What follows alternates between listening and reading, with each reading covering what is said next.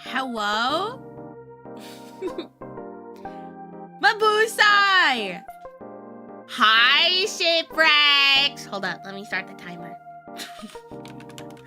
Let's start the timer. Oh my god, what is going on with my voice? Hi, gamers. Let me change the... Hold up, Nori, what is going on? He heard me go, hi, shipwrecks, and he got all excited. Hello!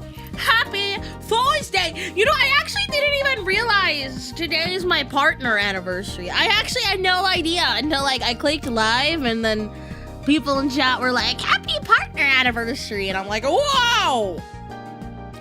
Whoa, whoa, whoa! Yes, I'm using my TV model today.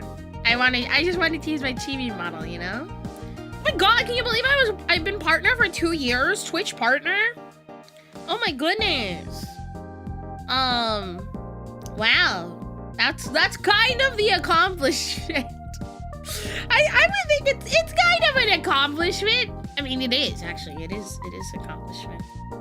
That's pretty sick. You know what'd be sick? If I had partner plus.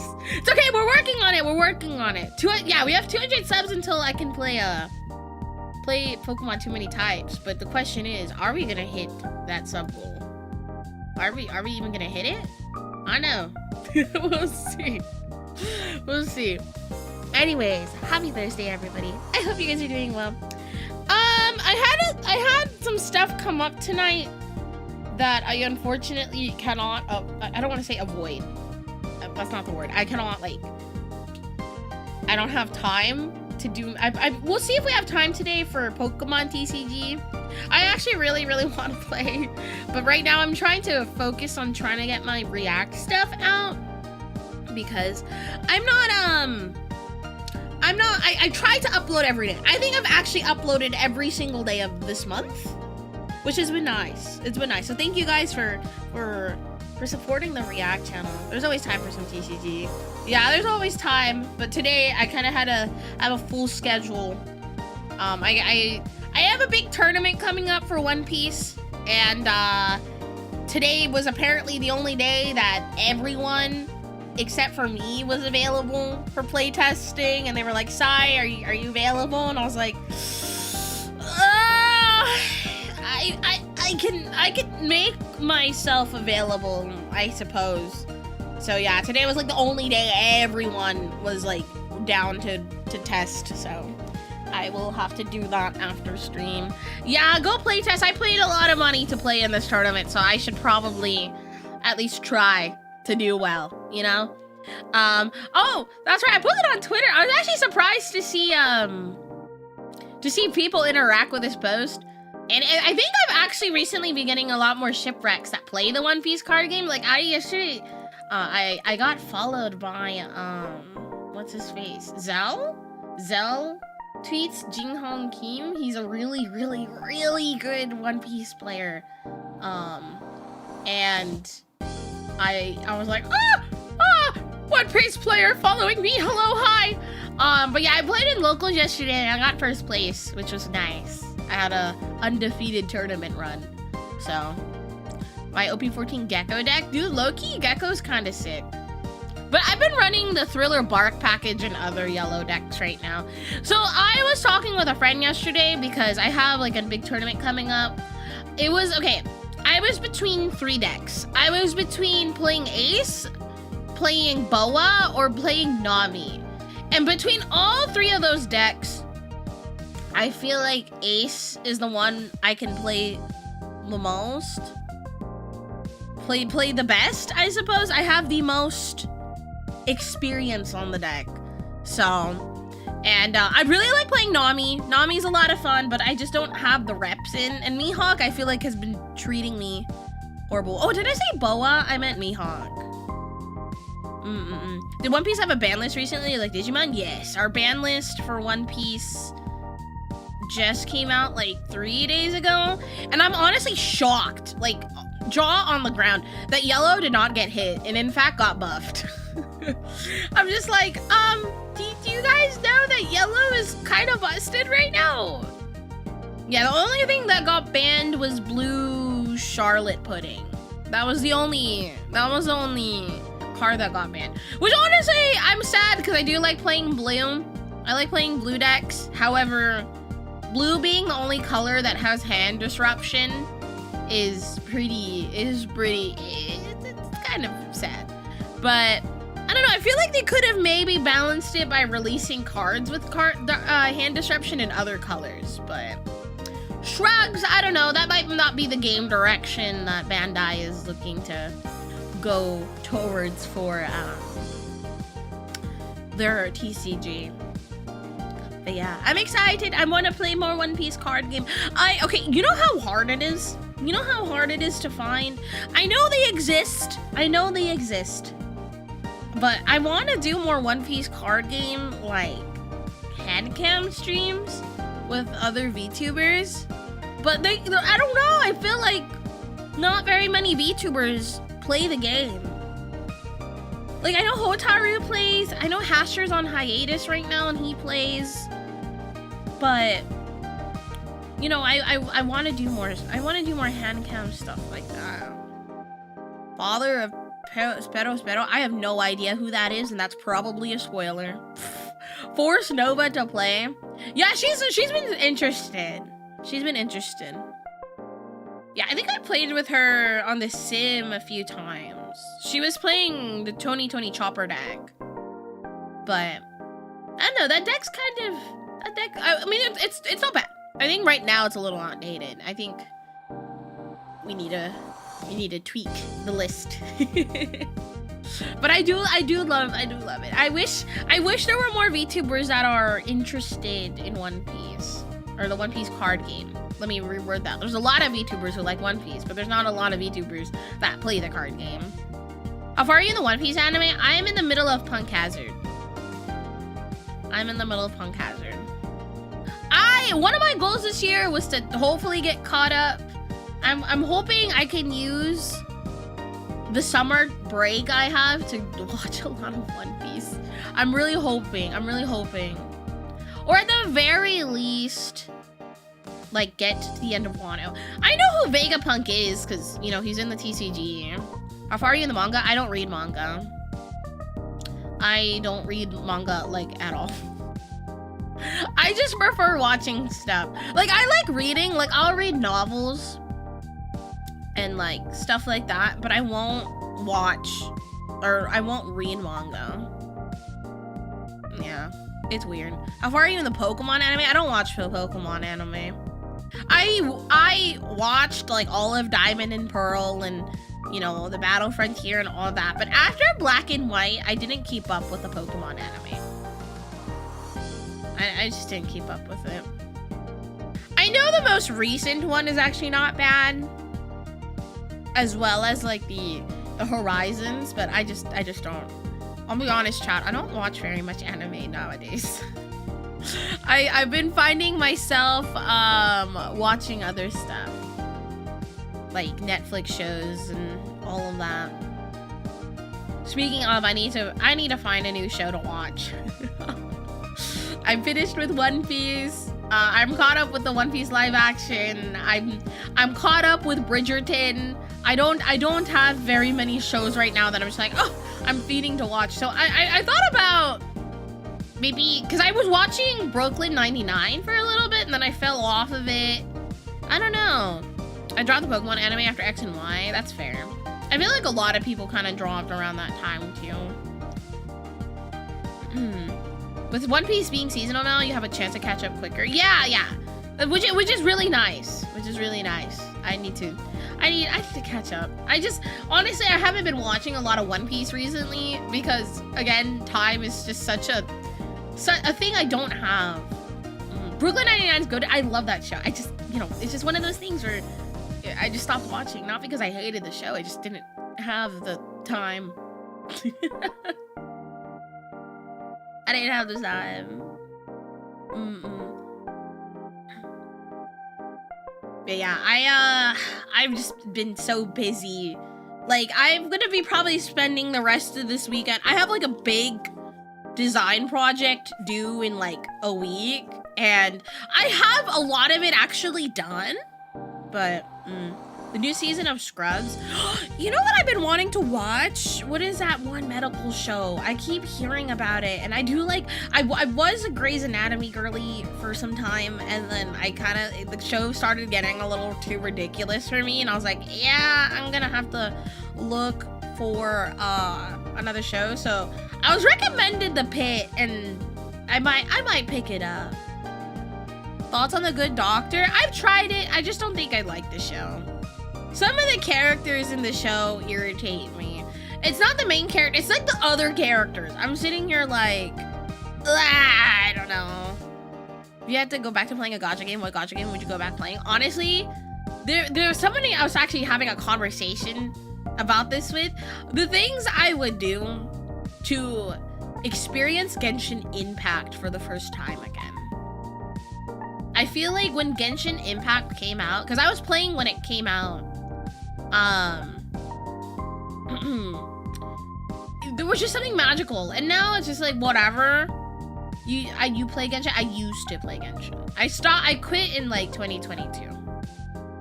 My account is lost. I've spent a lot of money on that account, but it wasn't healthy for me. It wasn't healthy for my lifestyle, and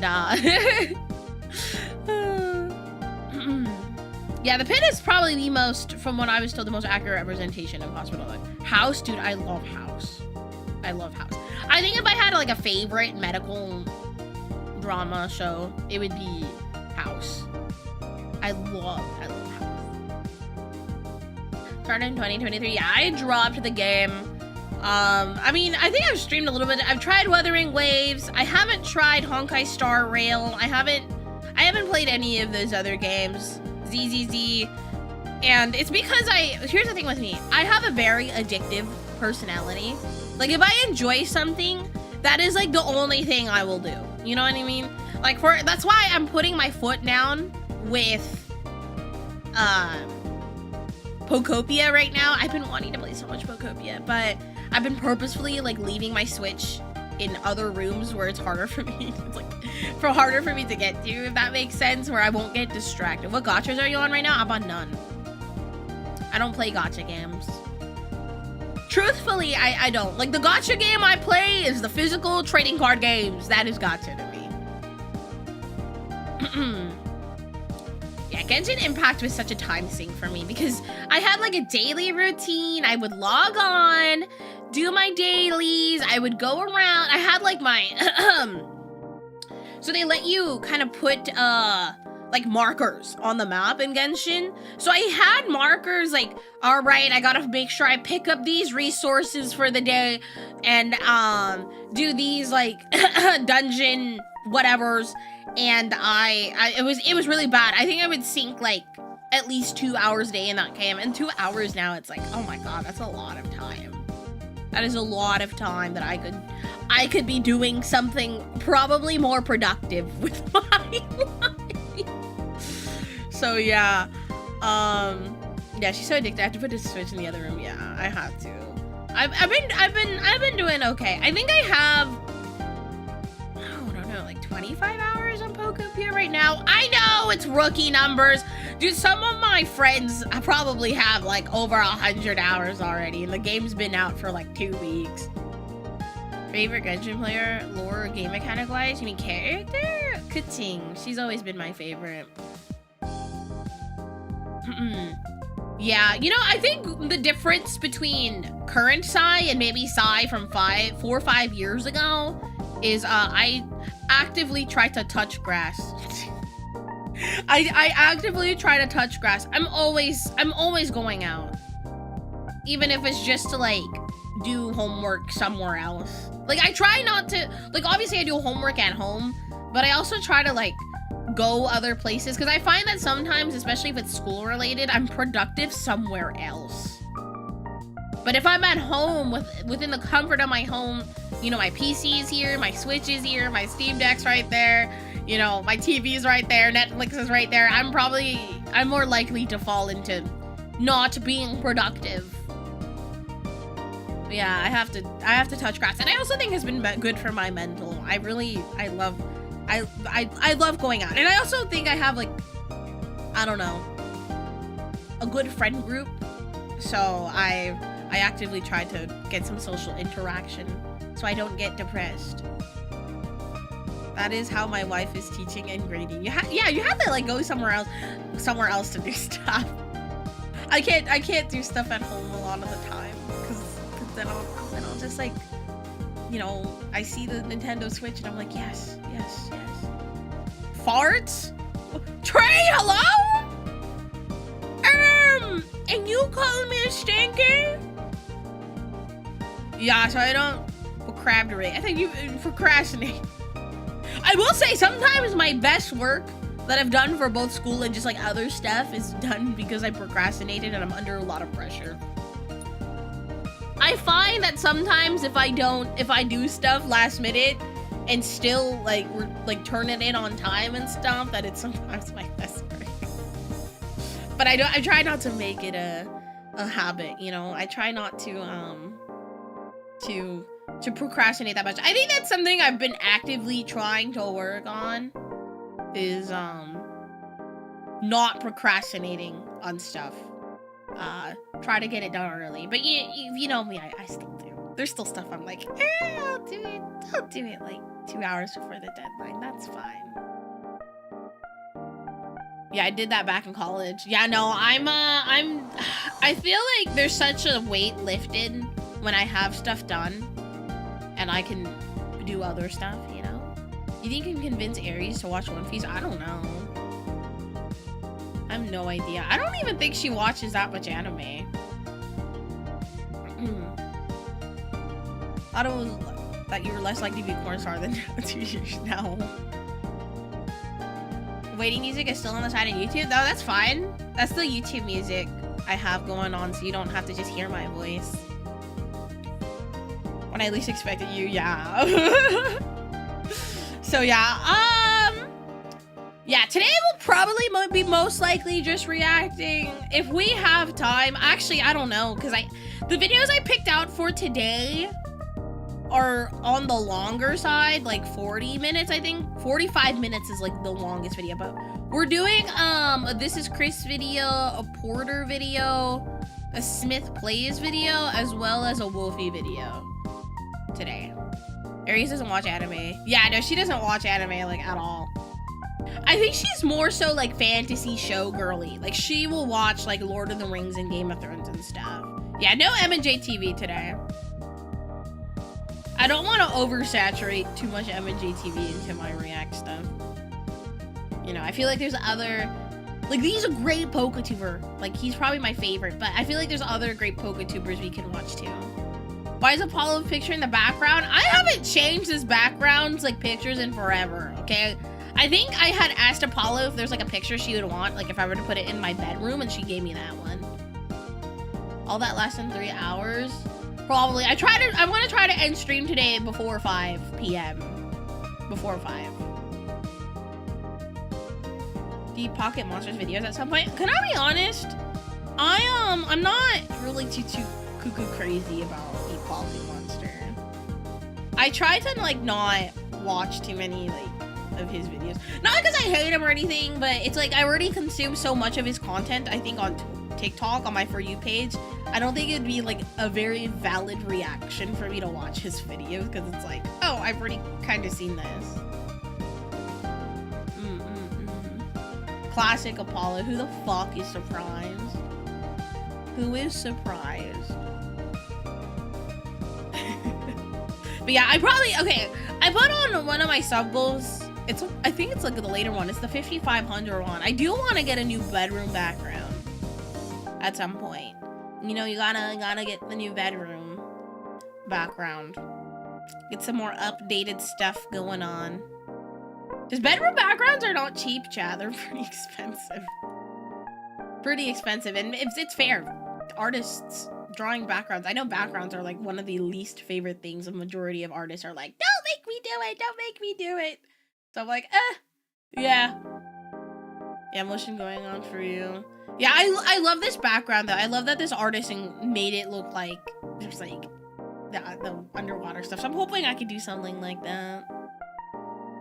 Really, videos to watch. If you go on my Discord server, there's a suggestions channel. However, I cannot guarantee that I will be watching stuff in the suggestions channel. I cannot guarantee. Like, I'm not gonna call anyone out, but there's like videos in there. I'm like, I do not want to watch that because, you know, I feel like I don't want to. Like, there's videos I won't watch because I'm just, one, not interested in it. So if I'm not interested in it, then you guys won't get like a good reaction, if that makes sense. Alright, Nori's like, alright, what is going on? He's been so clingy today. I don't know what's going on. I need to give Nori a bath. He stinks. It's all the stinky hot weather making you stinky. Okay. Here, go lay in your bed. Or play with this one. Go. Nori likes to keep me company. I have so many things I need to do. It's also tax season right now.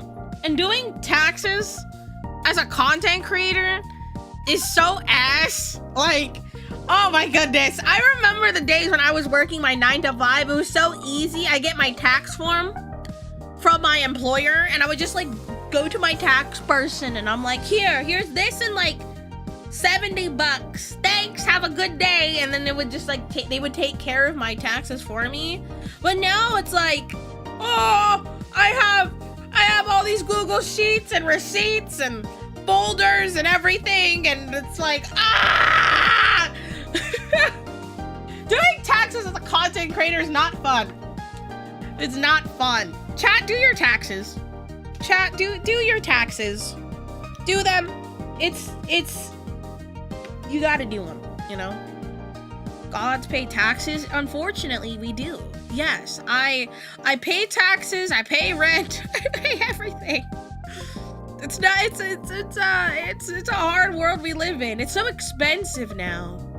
I'm very lucky that, I think I pay a decent price for my rent, but like everything else is horrible.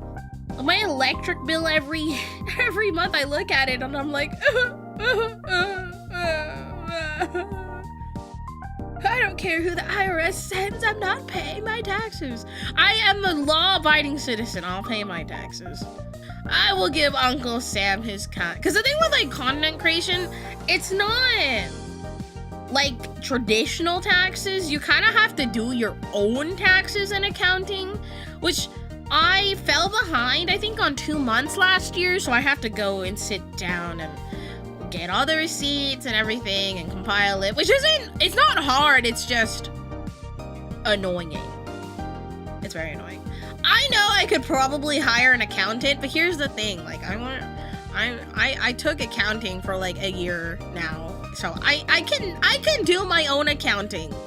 For me, it's like, it's one of those things where I'm trying to let go of this mindset, but I have this mindset where I am somebody, it's like, if I want something done right, if I am capable of doing it, I will do it myself. So I was told to hire an accountant by like other people, and like I totally could, and I know there are people that do that, but I'm like, I can do it myself. So I did all my accounting last year. My tax person was like, great, this is awesome. This is really well organized. Thank you. So yeah, I have to, because of content creation, I have to go see an accountant. And the thing is, it's like, I have to include like everything, you know, my electricity bill and internet, and they have to file it a certain way. But yeah, I use Free Tax USA. Hi, Striker. I can't do Free Tax USA for my taxes. I can't do my content creation taxes on those websites. I want to make sure it's done right. So I'm afraid if I use one of those websites, I might mess it up. I just give everything to like my tax person, and they just handle it for me. But it's also, I have to like sit down with them, and we have to like go over everything just to make sure it's all good. But yeah, tax season's stressing me out. Because I do have to get caught up. I think I missed like 2 or 3 months last year. So I have to go in and do all the sheets and stuff. Which, by the way, if you're a VTuber, you guys should be doing that. Make sure you're doing your taxes correctly, and you're keeping track of literally everything. Literally everything. Like I have gone now to, like, you know, when, I don't know if this is like the case for anybody, but I know for my like electric company and my internet company and everything, they give you like the paperless billing option. Now I'm like, send me in the mail the bill. I need to keep it. So they have, I get both like the paperless version and the bill version just to keep my everything covered. But as you can see, I'm very much like, I want everything on record.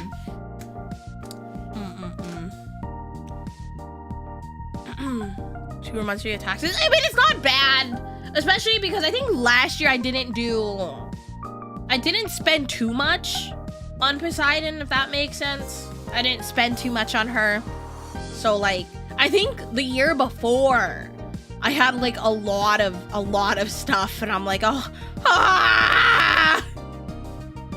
So pay your taxes, Chad. Pay your taxes. I say with a gun up to my head. Uncle Sam holding a gun to my head. Yeah. Looney, my beloved! Looney! My wife. Dude, I saw your tweet last night, or you were like tweeting who's awake or whatever. Who's like awake and like awesome or whatever. I almost replied, but I was falling asleep, and I'm like, that'd be cheating. I can't tell her I'm awake and cool if I'm about to go to sleep. The Greek pantheon versus the IRS. The IRS will probably win every single time. Who's awake right now feeling swag and awesome? You know, I was awake, but I don't know if I was feeling swag and awesome. You know what I was feeling? Tired. So yesterday, I woke up at like 5 in the morning because I just, you know, here's the thing. I have a really, I don't know if this is like a really bad like sleep hygiene or whatever. I don't know what it is. I've talked to my doctor about this, and you know, they recommended I go on sleep meds, and I'm like, I cannot do sleep meds. I'm sorry. There's like so many things I need to do in the morning. I cannot afford to be groggy in the mornings. But every single night, I wake up at the same time to go pee. Like, yeah, I was feeling very sludge and tired. So I usually wake up at like 5 in the morning. I go use the restroom, and then I go back to sleep. That is literally my nightly routine. It's, you know.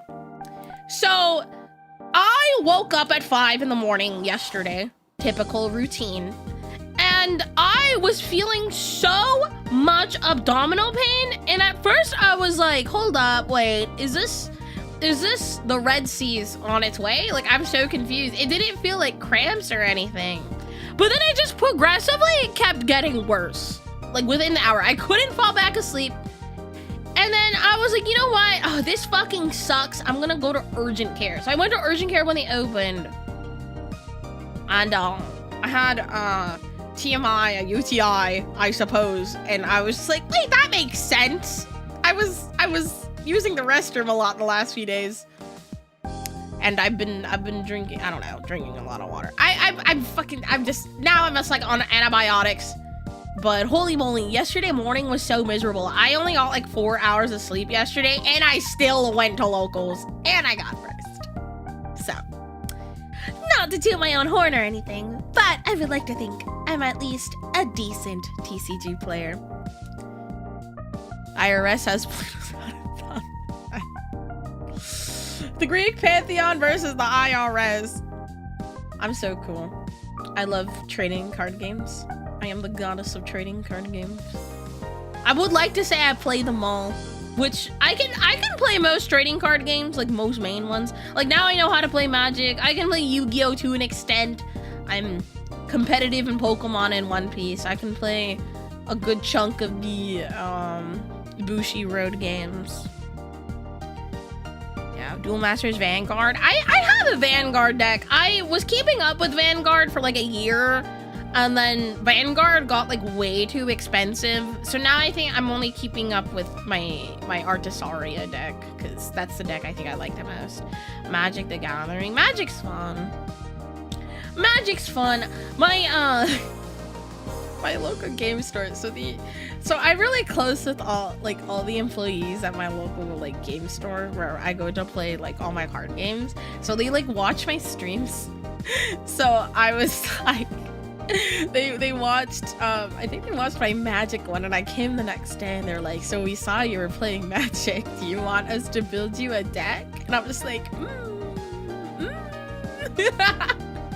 So maybe I'll have them do it.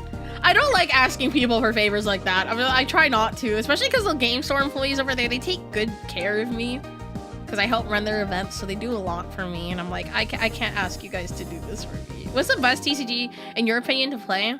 Right now, I think honestly the most fun TCG I'm having like the greatest time with right now is One Piece. The thing with One Piece though, I think it's really easy to learn, but the skill ceiling is so high. Like, it's so incredibly high. Like, learning One Piece is one thing. Learning it is pretty easy because the actual like game mechanics are pretty straightforward.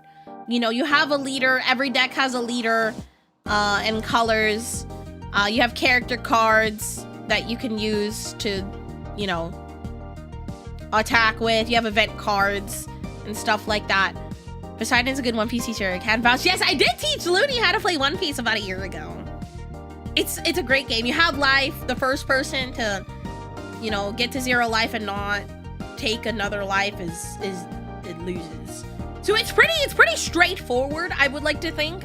However, getting good at the game is so hard. I feel like One Piece is actually it's a game where you have to know what your opponents are playing. Like, I feel like in order for you to get good, you have to know what the decks do and what cards are in a deck. Like, for example, if I were to play, like, let's say a Boa Hancock deck, right?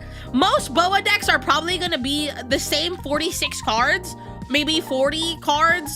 That's actually being very generous. And then you have to bank on, okay, are they playing this? Are they playing that? It's a lot of bluffing as well. I feel like One Piece is one of those games where it's a lot of bluffing. Like, does your opponent think you have game? Does your opponent think you can get out of this attack? You know, it's a lot of that, which is why I enjoy it, because I feel like I'm really good at bluffing. Because sometimes I'll be playing a match and I have like the most cracked ass hand, and I'll just sit there and I'm just like,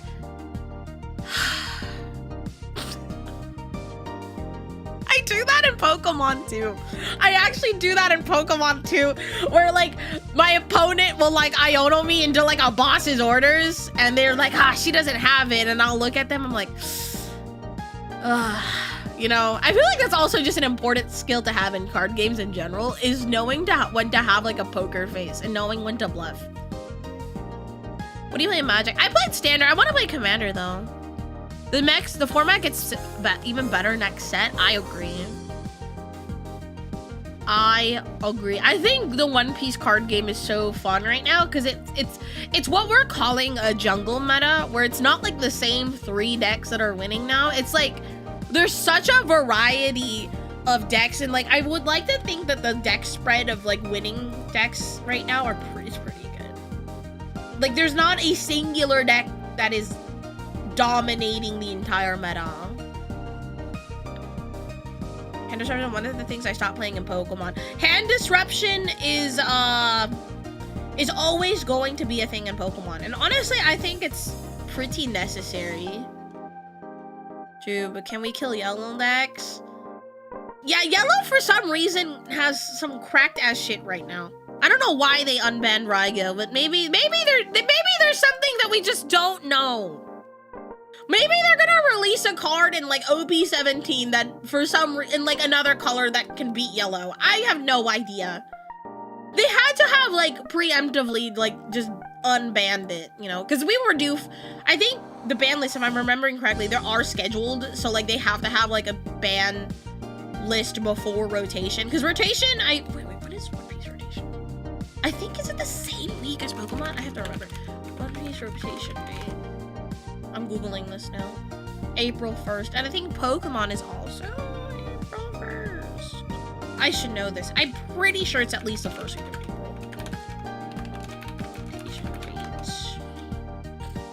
Oh, okay. No, it's April 10th. April 10th. How many? It's like, what? 23 more weeks? We have 3 more weeks with Iono, 3 more weeks with all these other cards. Rest in peace. Is the next set Elbath? OP17 is gonna be Elbath. So OP15 is Skypea, quote unquote, / Dressrosa. So yeah, OP15 is Skypea, OP16 is Marine Ford, and then OP17 will be Elbath. They actually, was it the One Piece official account? I have to look. They did release a, like, schedule calendar for, the releases for this year. So, let's see. There's like 5 different One Piece card game like official accounts, and I don't know which one to look at. Because there's like the One Piece official shop account, there's like the One Piece account. I was like, which one is it? Which one is it? Which one is it? Yeah, the next OP16 actually has 3 manga rares, which is crazy. Yeah, OP17 will be the first set that is gonna release simultaneously between West and East. So once OP17 releases in Japan, that is the same day that America, for example, will get it. Which I think is great. I think having simultaneous releases is great, but I also do like Japan getting it a little early, because if Japan gets it a little early, that gives us like a little bit of an insight here on the West for like what decks to expect. But if it's simultaneous release, that's pretty good. Which means me and Hotaru are gonna be playing the same format at the same time. Model makes you look like a Bratz doll. This is my chibi model. I'm gonna play it unless it's online. No, that's real. I have friends that don't play in locals because the decks that they want to play are too expensive. But thankfully, there's a really good One Piece TCG sim. It's literally just called OP TCG sim. It's actually created by Meibatsu. Meibatsu is like the lead game developer, I think, at GamerSubs, if I'm remembering correctly. Awesome dude, by the way. You guys should go check him out. I think he started streaming again. He was talking to me about it, and I was like, oh, that's cool that you're streaming now. Krieg will probably be decent into yellow. Yeah, Don Krieg is a deck I'm looking at, but I'm like, I don't know. Everybody thought Don Krieg in the next set was gonna be broken, and then they figured out that it's not that good. Like, it's good, but it's like just decent, you know what I mean? I think, honestly, Ace gets better in the next set. Ace gets fucking cracked next set. Which makes me happy, because I play Ace. Everybody say 07 to fucking Gum Red Rock, that card's rotating. Some people are like, thank fucking God, and I'm like, I didn't get to play it enough. I want to keep playing blue. I like blue. Oh, the new Sabi Lucy deck, it's so sick. I might actually play that. And most of the cards are coming from OP15. I do not have any pre-orders for that. I missed out on them, and I'm like, crap, how am I gonna get my OP15 cards? The yellow Borsalino blockers are probably gonna be like $50, $60 cards. They're gonna be but fucking expensive for whatever fucking reason. It's expensive in Japan, which means it's gonna be really expensive when it's over here, because Japanese cards, usually it's actually cheaper to play One Piece in Japan than it is in here in the West, but it's getting expensive in Japan, which means God forbid it's gonna be more expensive in the West. Ace is gonna be donuts around the meta.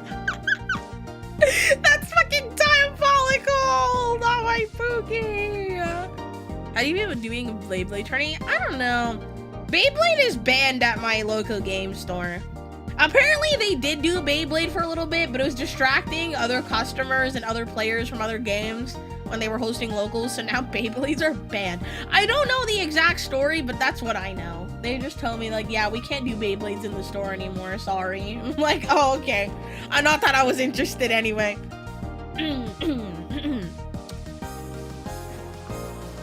No one LGS wants Krieg, so I get first dibs. Hell yeah. Also love that he's just Krieg and needs a Dawn to activate his ability, making him Dawn Krieg. That is so funny! I didn't even think about that! You know, honestly, I feel like I'd like his deck if it wasn't actually Dawn Krieg. I don't know, I tend to gravitate also towards decks that I like the characters for. Like, for example, I really love Ace, so I like playing the Ace deck. I love Boa. I love playing the Boa deck. If I like the character, it's a plus. But I'm actually looking at Purple Enel. Purple Enel looks fun. I think Enel is one of my favorite villains. I'm not gonna lie. I know he's kind of overlooked, but I think he's cool. The new Purple Enel deck looks fun.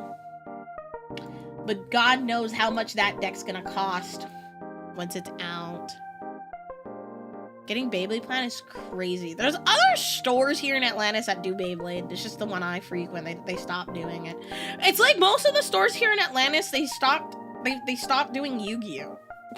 Because for some reason, the Yu-Gi-Oh! Players here in Atlantis are just not, apparently a not very pleasant community to be around. Which I'm just like, huh, what happened for you guys to feel this way? What did they do? I miss Bakugan. I haven't heard about Bakugan in a hot minute. I don't know. I love Shanks, but Shanks sucks. Dude, Shanks was such a dominating deck, like, last year, and then it just died. Like, Shanks is, I don't know. I have a friend that really loves Shanks, but he wants to build it, but I just think that Shanks gets fucking shit on. He gets like, everything else just is better. Everything else is just so much better. I don't know. I feel like if you want to play Shanks, I feel like there's other red decks that are just good. Like Sabo. Sabo's good. I don't know, VV kind of is not really there, but... Whoa, anime. Hi, Zephyr Arcade. We're just yapping about the One Piece card game because that's just my only brain rot now. The only thing I just consume nowadays. I wake up, I do my morning routine, One Piece card game video in the background. I have like decks on my desk and stuff. I need to figure out what ace list I want to play. I was playing a list last night and I'm like 47 cards short of the list. Everything else I was just like, I don't know. IDK. I don't know. I don't know, I have to find something. I will find something. I will find a list. Dang, some of these lists are running triple Roger. That's insane to me. I cannot run. I want to run too, but I'm running one. The One Piece. Actually, it's Eneru. No, it's Enel. I'm calling him Enel. That's what it says on the card. That's what it says on the card. I'm just reading the card. Rest in peace, Zorro, man. Sorry, I'm looking at like a One Piece list. Oh well, sorry, I keep talking about it. And you know, I appreciate my chat just being like, yes, Poseidon, just keep yapping. Keep yapping. Half of you probably don't get it, and the other half's like, yes, I understand. I understand, I get it. I just can't. Or yap addicts. That's why I'm VTuber. Sometimes I just don't know when to shut the fuck up. I just don't know when to stop talking. I saw this morning, one of my friends was like, Target had a restock on like all our One Piece stuff, because he works at Target. And I was just like, I opened so much EVO3 that I'm like, I have literal like 2-3 worth of playsets of every single common and uncommon card and rare card in the set. Like, honestly, I'm only looking for SRs right now, and I just cannot justify spending, like, money on packs when all I need is an SR, when I could probably spend that same amount of money to buy it myself. Here's the thing with me and, like, opening packs. I love opening product. I do. But it's for me, it's like I'm taking a chance on hopefully getting something when I could guarantee getting something by just buying it. But I was actually very lucky enough. I think I pulled all my Namis and Robins naturally, so I did not have to sell an arm and a leg to be able to get those cards. So I'm very grateful. Duel Masters. I have heard of Duel Masters, but it's also one of those things where it's like I feel like I have to like the IP to enjoy the game. I have to, which was why I enjoy Pokemon and One Piece, because I love One Piece is my favorite anime and Pokemon is like my favorite IP ever. So it's easier for me to get into those games as opposed to like, let's say Digimon. Like I'm not a huge Digimon fan, so it's really hard for me to get into Digimon. Like the game has to be like phenomenal for me to like look past the IP and just play it. You know what I mean? Because that's what I also enjoy with playing decks too. I like playing with decks where I like the cards, you know? If I'm like playing like a Digimon deck and I don't know half of these guys, I'm just like, I probably won't care. I have CBR lessons, goodbye. But yeah. I would say maybe try reading the Digimon Liberator webtoon. Maybe. I'm just not like really interested in Digimon, if that makes sense. Like I thought about playing Time Stranger again on stream. It was a fun game, but I just felt like I couldn't connect to it, if that makes sense. Like I just feel like I couldn't connect. I couldn't, like, I don't want to say care, but like I just couldn't bring myself to care because I just am not interested in the IP. You know? As opposed to Pokemon, I absolutely love Pokemon. I love it. I grew up with it. It's just a fun thing. I've always enjoyed Digimon more than Pokemon. People have always told that to me. I just couldn't do it. I just couldn't get into it. And it's not because I hate it or anything. It's just, I'm just not interested. They are big rivals. I will say, I think Pokemon will always come out on top. It's just a bigger IP. It's just a bigger IP. I don't think it helps with, like, I feel like, I was actually talking to this, about this with one of my professors because I was having a conversation with them about, like, I forgot what we were doing. We were talking about something. I had a question about, like, a project, and we just went into Pokemon. And I was just like, you know, I remember back in the day, when you asked someone if they knew Pokemon, I feel like 75% of the time, they would be like, I have no idea what you're talking about. And nowadays, you could, like, ask a random person on the street and be like, do you know what Pokemon is? And they'll probably be like, yeah, I do know what Pokemon is. So now it's like so mainstream. Pokemon is everywhere. They're doing collabs with all these cool brands. There's Pokemon shoes, luxury bags. Like, you guys saw that there was like the Pokemon engagement rings. Like, there's so many Pokemon just themed items and collaborations. They're in Happy Meals. I mean, they have been in Happy Meals, I guess, but it's so, there's so much of it. And it's like the anime conversation we had, I think, last stream, where remember when it wasn't cool liking anime, and then all of a sudden now it's everybody's an anime fan. You walk out on the street, you ask a random person, hey, what's your favorite anime? They'll probably tell you something, you know? I feel like if you did that like 10, 15 years ago, if you ask someone that, they're gonna be like, what the fuck is anime? Pokemon engagement, those are so pretty. One day, I will be a wife. Yeah, nerd culture kind of took over it. Yeah, nerd culture is a thing now. It's I think that's a very common thing. Next is, what is your favorite VTuber? Oh my god. VTubers are I feel like VTubers are becoming a lot more mainstream, which is great, That's what most to be shonen anime. Yeah, I mean, shonen anime is probably the more popular option. Like, for me, it's like, when someone asks me, like, what anime you watch, I will start listing stuff, and they'll be like, what the fuck is that? I don't know, I feel like my taste in anime is a little niche. Quote-unquote niche. Because when I tell people, like, I like magical girl animes, they automatically think of, like, Madoka and Sailor Moon. And then I'll start listing stuff like Pretty Cure. I fucking love Pretty Cure. I love, Ojamajo Doremi. I love, Tokyo Mew Mew. I mean, Tokyo Mew Mew is, yeah. Nanoha. You know, all those animes. And then I'll get, like, the look of, what the fuck is that?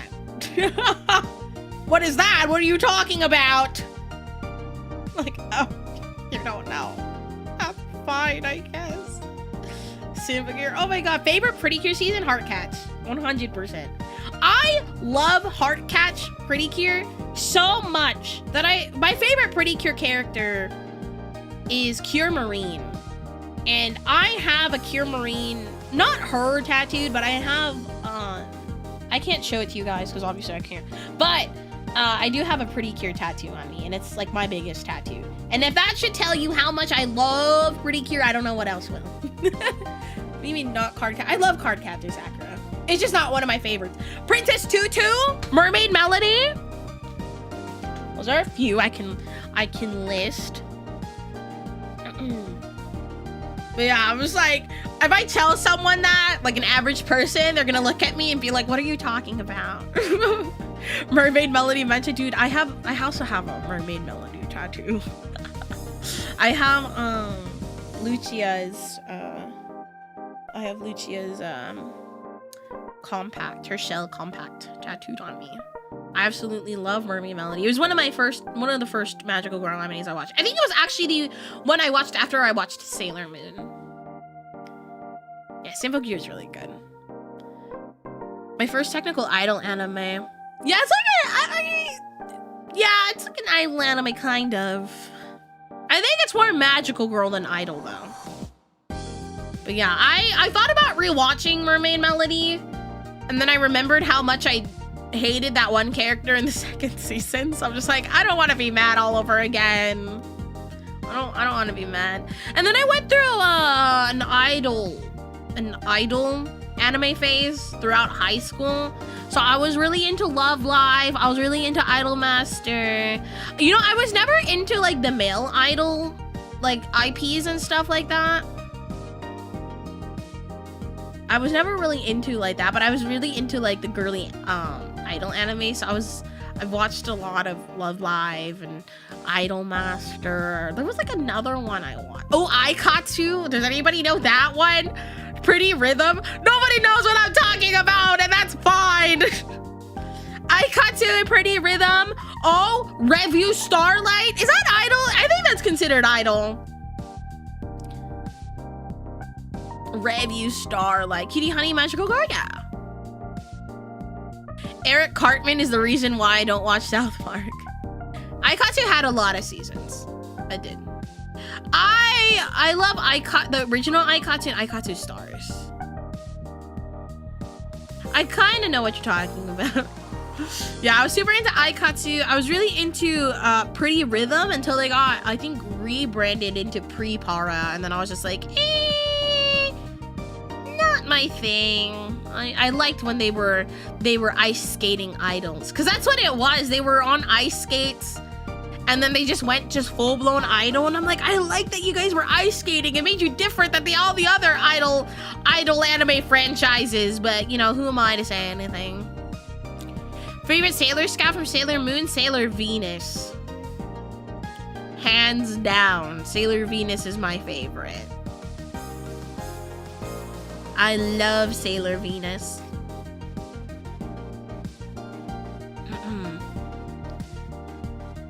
Have you seen the Sailor Moon Abridged? I have.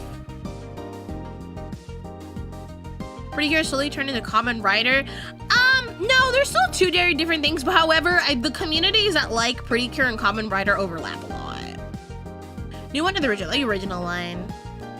Okay, whenever I tell people, like, if you want to watch Sailor Moon, I always say, if you like the Monster of the Week formula and you can kind of sit through that, I definitely recommend watching the original, because I think there's nothing beats the original. However, if you just want plot and story, I think, like, Sailor Moon Crystal is good. I do like Sailor Moon Crystal.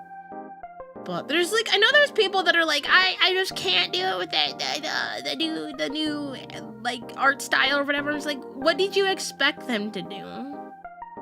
Actually throw punches, not only power of friendship. I will say, the more recent season of Precure, I think they kind of stayed away from that. I understand they gotta sell the toys, but yeah, I absolutely love Pretty Cure. I watched every season of Pretty Cure up until the Smile. I watched all of Smile Pretty Cure, and then after that, I feel like the seasons got lame. Like, there were a few, like, good seasons in recent times that I actually enjoyed. Like, I absolutely love the Princess Pretty Cure season, the Go Princess Pretty Cure. I liked Star Twinkle. I liked, what was the one? The one where it was like animals and desserts. I think it was Kira a la mode. Everybody's like, Sai, what the fuck are you talking about? You're just like saying words. Go Princess is fun. I think Go Princess is a great season of Pretty. Very underrated in my opinion. Very, very underrated. I actually almost think it's a perfect season, but people will argue with me on that. But my favorite is Heart Catch, hands down. If I were to, like, list maybe like a second season I really liked, ooh, I'm trying to think. This one's hard. I think Fresh Pretty Cure was fun. Have you seen Fate? I have not seen any of the Fate stuff. Low-key, there were people in my life that have ruined Fate for me. They have like straight ruined it for me, and I'm just like, I can't. I'm also just confused half the time. You know when somebody like, what is that word?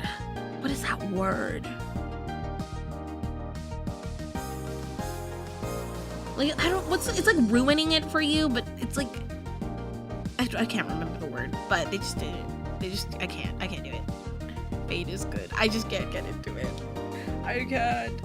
Fresh Figure design change was fresh, fun intended, real! The season, it's called Star Detective. Yeah, the most recent season of Precure is the detective season. I have time to maybe catch up with it, because I really love the designs in this season.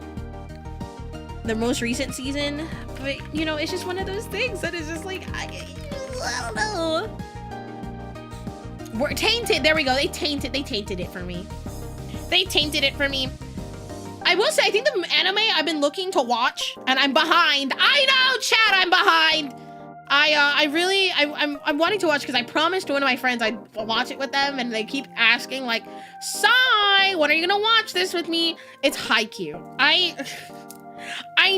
have never seen Haikyuu, and I remember all the anime, like, girls, the anime loving girls at my high school, they all loved Haikyuu, and I just couldn't, at the time, I wasn't really that interested in anime,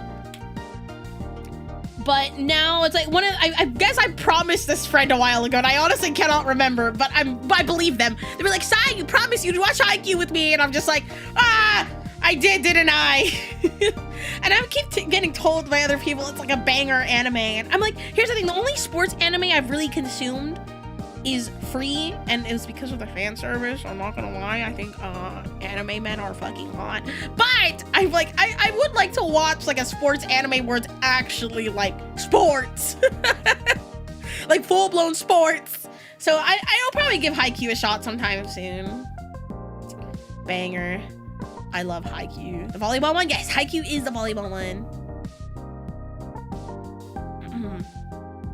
I wish Wizards of the Coast would hurry up and make their animated Magic series. Are they gonna do that? I don't think of it as a sports anime. It's honestly really good. Same with Prince of Tennis. I wonder if the certain baseball VTuber suggestions on that. Were the people who ruined Fate for you the ones who would try to tell you to convolute and mess? All I'm gonna say was that they were really gross with some of the characters in the anime, and it was just like, I couldn't.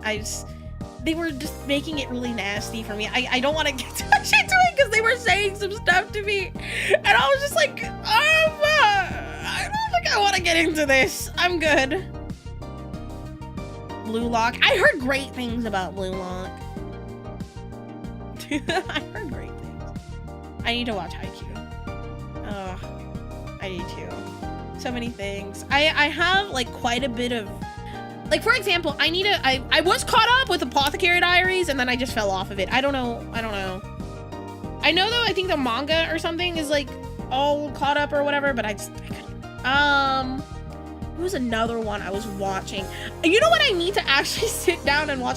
I seen like the first 10 episodes of Frieren and I just never finished it. Not because I hate Frieren, I just haven't.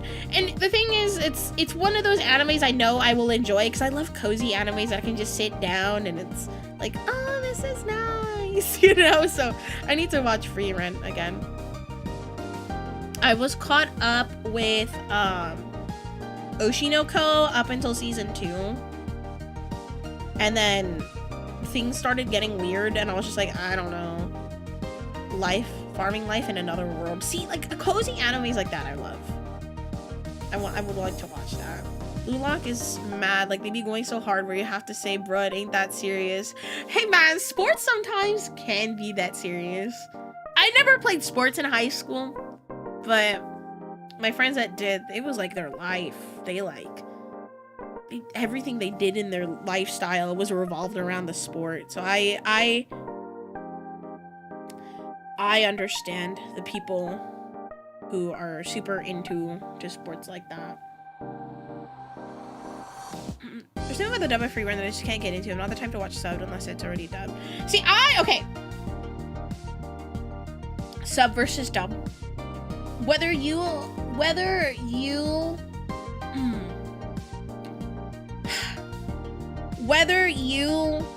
like one or the other is whatever.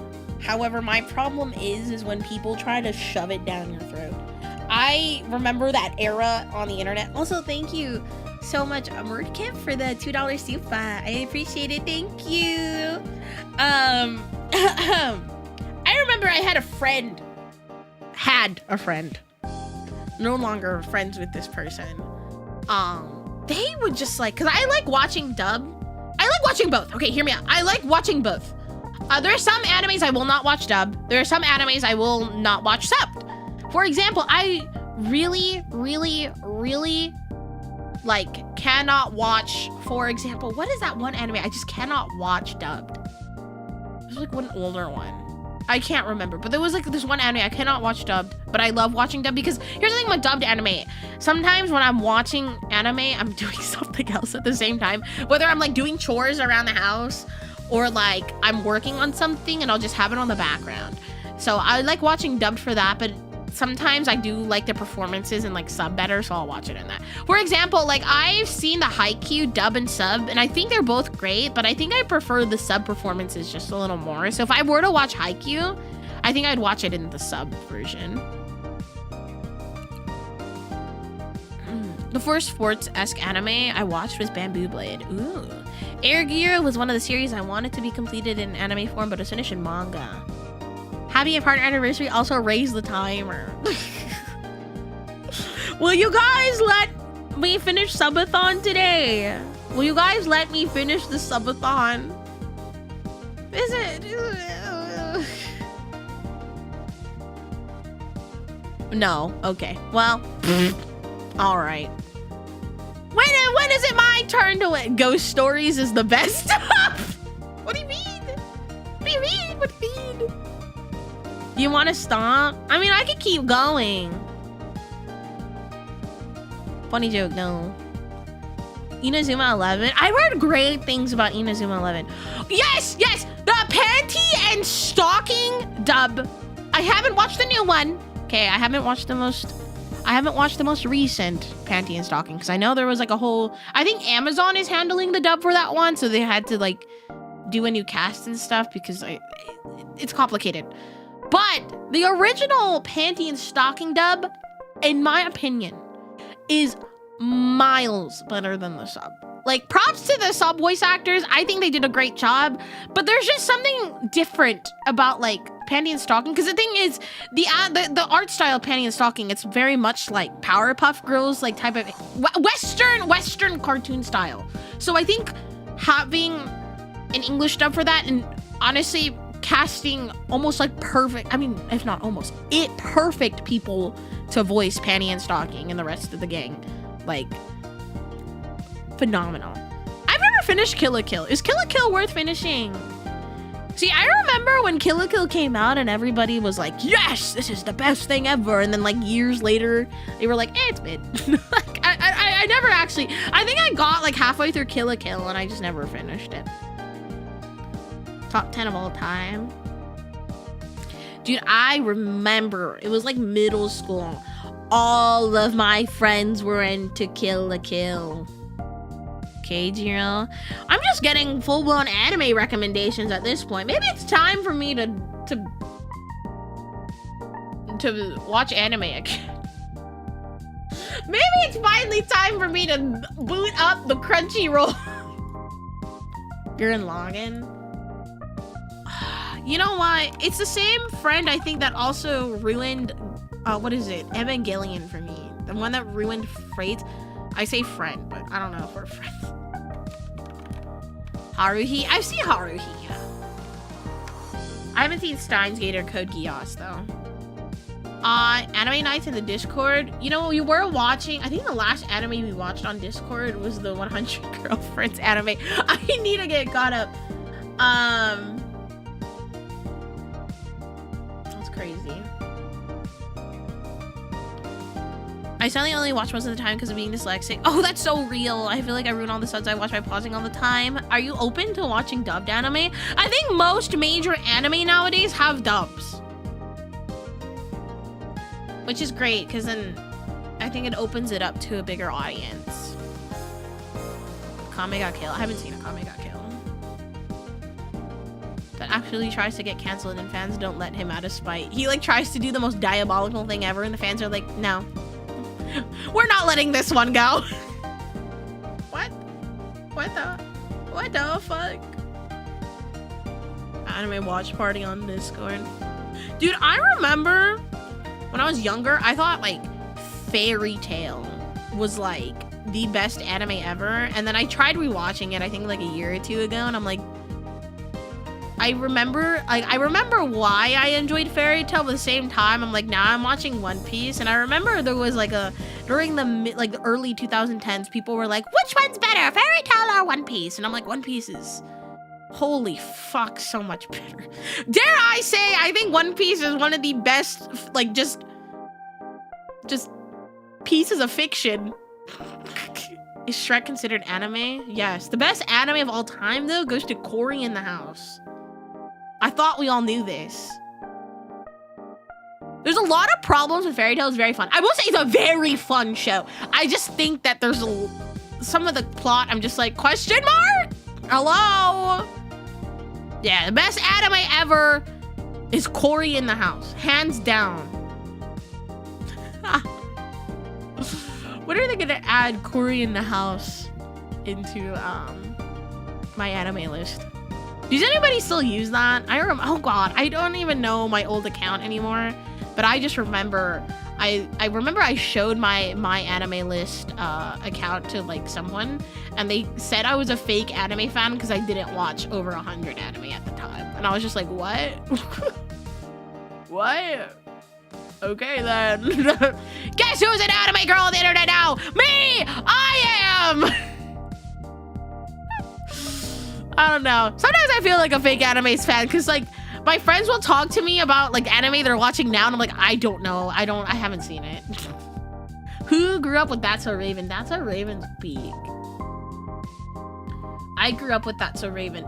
I grew up with Hannah Montana and they're doing like a whole reunion thing and I'm like, ah! I don't know, I was a huge Disney Channel girly. Natsu gets flanderized, dude. Does he really? I don't know. I was super into Grateful Buster. I had like half-naked Grateful Buster posters in my room as a child. Sorry, not as a child, as a teenager. And my mom was just like, oh, okay. Super fun anime's Konosuba. Dude, I love Konosuba. I think Konosuba has a great English dub. If you haven't seen Konosuba, please watch it in English because it's so funny. Like in English dub, like the sub's good, but like the dub is just hilarious. Those rent was due for all those voice actors. Samurai Champloo, I that's on my list. One of my friends is really into that anime, and they're like, Sai, please watch it. Sai, please watch it. I'm like, okay. You know what anime I feel like I haven't watched that I feel so behind on?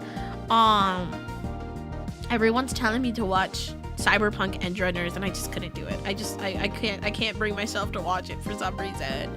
Kyokai no Kanata, I love Kyokai no Kanata. Oh my god, I haven't heard of that one in so long. Horimiya, I need to watch Horimiya. I do love, I'm a huge sucker for romances. Oh my god, chat! One of my favorite animes in like the mid 2010s was Nisekoi. I love Nisekoi. Raise your hand if you were Team Chitoge. Me, raising my hand. Your Lie in April is one of my absolute favorite animes, yeah. Your Lie in April is one of my favorite animes of all time.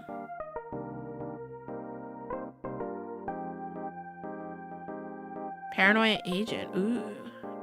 Yeah, I heard Trigun's really good.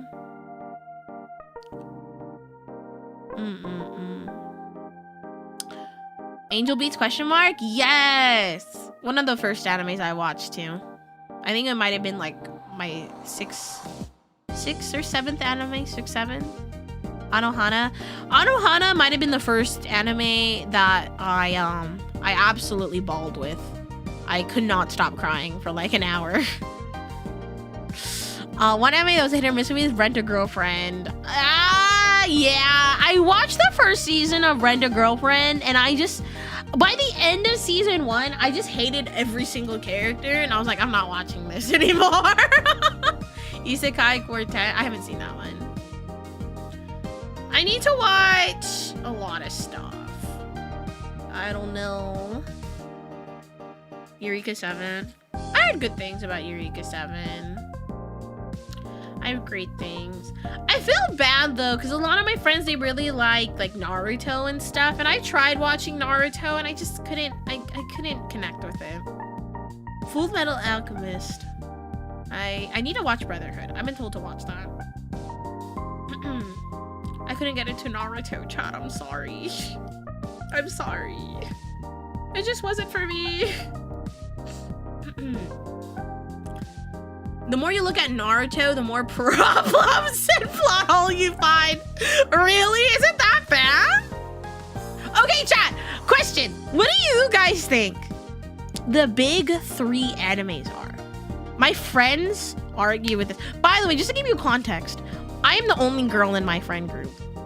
My entire friend group are TCG guys. They're all TCG players. And they're all guys. I'm the only girl. So like whenever we talk about anime, I'm just like, I like the girly stuff. And they're like, what? Base Tuxedo Fest, thank you so much for the 7 months. Quintessential Quintuplets. I tried watching that and I couldn't. Best anime ever, Power Rangers. I do like Power Rangers. All right, what are the big 3? Naruto, Dragon Ball Z, and One Piece. Maybe Bleach. Oh my goodness. What did I just drop? DBZ is too old to be in the big 3, exactly. No Bleach is in there. Oh, okay. No, chat's like, no, this is the big 3. No, this is the big 3. No, this is the big 3. See, I can't watch Dragon Ball Z because my ex, he was really into Dragon Ball. And now I'm just like, every time I think about Dragon Ball Z, I think about my ex. And I'm just like, no. So I started a debate. Okay, I'm gonna go pee really quick, chat. I'm gonna go take a pee. And when I'm back, I better see some conversations about what is the big 3 anime? What are the top, what would you consider the big 3? Got it? Alrighty, I will be right back. I'm gonna go pee.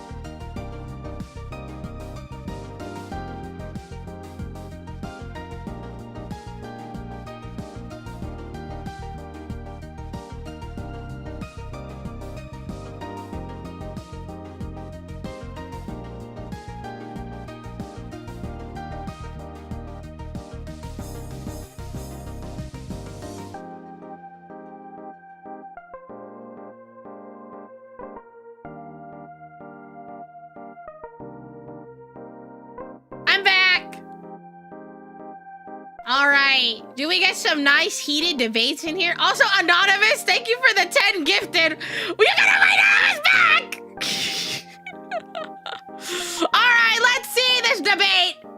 let's see. What did we say? Naruto, DBZ, One Piece, Bleach. Bleach, Naruto, One Piece, and Big 3. DBZ is too old to be in the Big 3. Is he? How old is DBZ? Oh my goodness. Run, she's back. No, you guys can't run from me.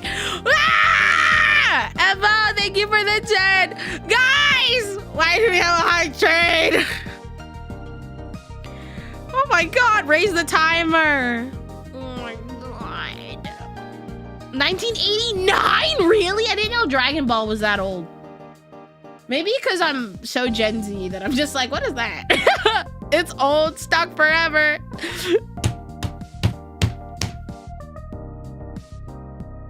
Bubble you gifted. Oh, okay, I'm reading. I'm catching up on the messages. Inazuma 11. Difference we're talking all time. Naruto, One Piece, Dragon Ball. If we're going OGs, and it's DBZ, Sailor Moon, Pokemon. I think Sailor Moon should kind of be up there, but I wouldn't say it's a big 3. Old like you. I'm definitely not. Sailor Moon's great. Sailor Moon is awesome. Isn't it still going? Sailor Moon? No, it ended. I think Crystal might still be going on. The remake, quote unquote. Now we're just getting remakes of animes, which are more like remasters, I guess, because we're getting the One Piece remake. I think it's called The One Piece. And then they're gonna, it's gonna just be, I think, straight plot, no filler. It's like if One Piece is going, I don't know how it's structured. Is DBZ? I have no idea. I don't follow Dragon Ball. I don't particularly care too much about Dragon Ball. It's just not my interest, you know?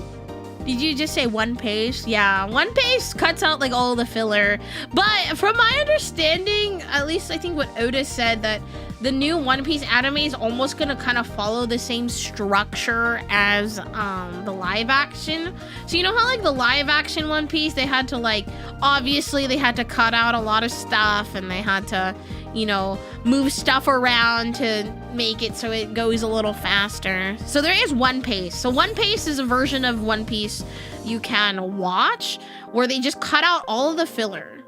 And like, you know how when you watch a One Piece episode, for example, Fishman Island, if you watch an episode from Fishman Island, you'll spend like 2 minutes looking at like the same like 3 frames because it's just like they're panning and stuff. So they like cut out bullshit like that. Dragon Ball Super? Yeah, I can't get into Dragon Ball. My ex-boyfriend was really into Dragon Ball. And I'm just like, nah, I can't. One Piece, aka No Pace. Yeah, if you want to watch One Piece, like the original One Piece anime, you don't want to go through all the filler, then then watch One Piece. Okay, Pokemon, Danganronpa, and Shrek as the big 3 is crazy. Oh my god. I did watch Danganronpa back in my day. I remember when Danganronpa had its first anime and its first game, and I really, really liked it. However, the fandom really ruined it for me. Their boyfriend, X for a reason, brother. I think we went over this story in like another stream, but we'll call my ex-boyfriend Medusa. TLDR, I had a high school boyfriend. His name was Medusa. He's not a great dude. not the greatest dude ever. Yay, thank you so much for the raid. Welcome in, Raider. Hello. For those who are new here, hi, my name is Poseidon, and I'm the goddess of the seas, earthquakes, and horses, and I'm a VTuber with a VTuber talent agency, Mythos. Thank you so much for that raid. I hope you had a wonderful stream. I think I was lurking in your stream earlier while I was working, and I was just like, it was like you were doing like a co-working stream, and I was like, let me just put on your stream while I'm working too. He turned you into stone, you know. He turned me into a hateful person at the time. Oh, thank you for the work and lurk. We gotta be productive girlies, you know what I mean? The big three are Nekopara, Senran, Kagura, and Honey Pop. That is actually insane. That is an insane answer. We were talking about what would you consider the big three animes?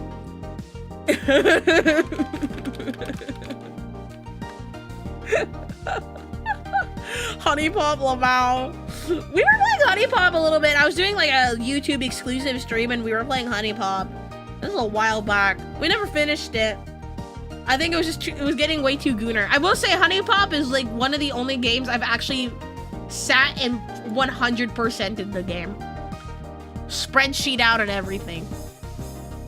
Favorite girl in Honey Pop? Audrey. I liked Audrey a lot. Spreadsheet, Lamau. Naruto, One Piece, and Bleach were the big three, but now I feel like it's different. See, I would say it's those three. I think some people might switch out Bleach for Dragon Ball. But I don't know what the modern big three would be. I don't think I've watched enough recent anime to be able to tell you what the modern big three. I actually have heard variations of like Attack on Titan and like, I don't know, something else. It was like Attack on Titan and something different. The new gen big three. So I bet it would be something along the lines of like, I don't know, Demon Slayer, One Piece, and My Hero Academia. I don't know. JJK's up there too, I guess.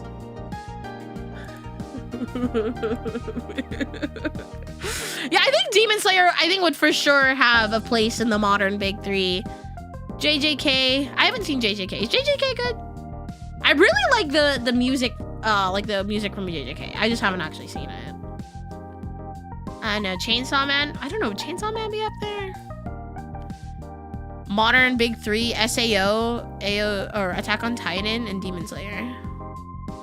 Interesting. MHA is one, but it just ended, right? So, okay. The director of Warframe is a JJK addict. I see. Ah, shit, here we go again. What's your favorite shiny? There's way too many. There's way too many. I have way too many favorite shinies. But if I were to name a shiny I really liked, like right now, I really like shiny Applin because it turns into a green apple.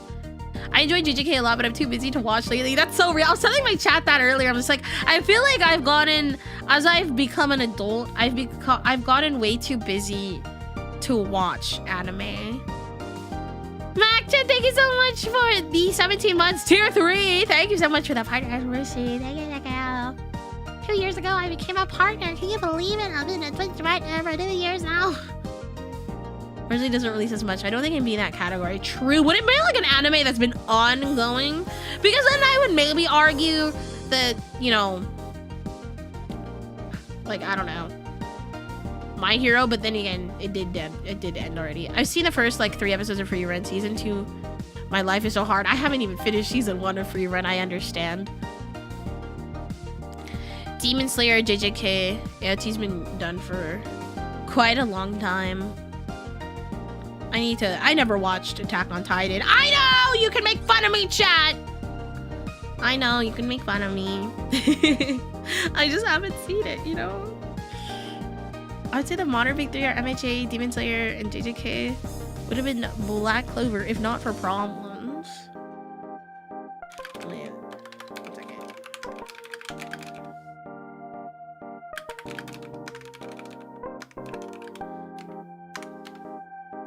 I was not a fan of AOT, it just never clicked for me. I don't think it's clicked for me either. I've never seen Bleach, Death Note, or One Piece. Points and laughs at Poseidon. Wow. At least the first season of AOT. I haven't seen much of AOT like at all. I think I watched like the first like 10 episodes and I was just like, Hong Shwil. Hong Shwil. No new current manga has big audience as those three. Interesting. I don't think we have a big three considering how large is anime now. There's just so much anime coming out. There's this one anime I was really interested in. It was like an isekai anime. It was like a, I don't know, maybe it's out already. I don't know. I saw it on TikTok and I was like, ooh, I like this plot. This girl, I guess she dies. This girl, she's like a really big otome game addict, and she dies and she gets isekai'd basically into her favorite otome game as like a villainess. So, but she really likes the villainous character. So, but everybody hates the villainous character in this world. So she tries to be nicer and like spends all these years like getting everybody to like her and like the villainous again. And then the main character of like, I guess that game shows up and ruins it for her, and then she becomes a villainess. And I was like, wait, that's kind of a cool plot. Maybe I should watch.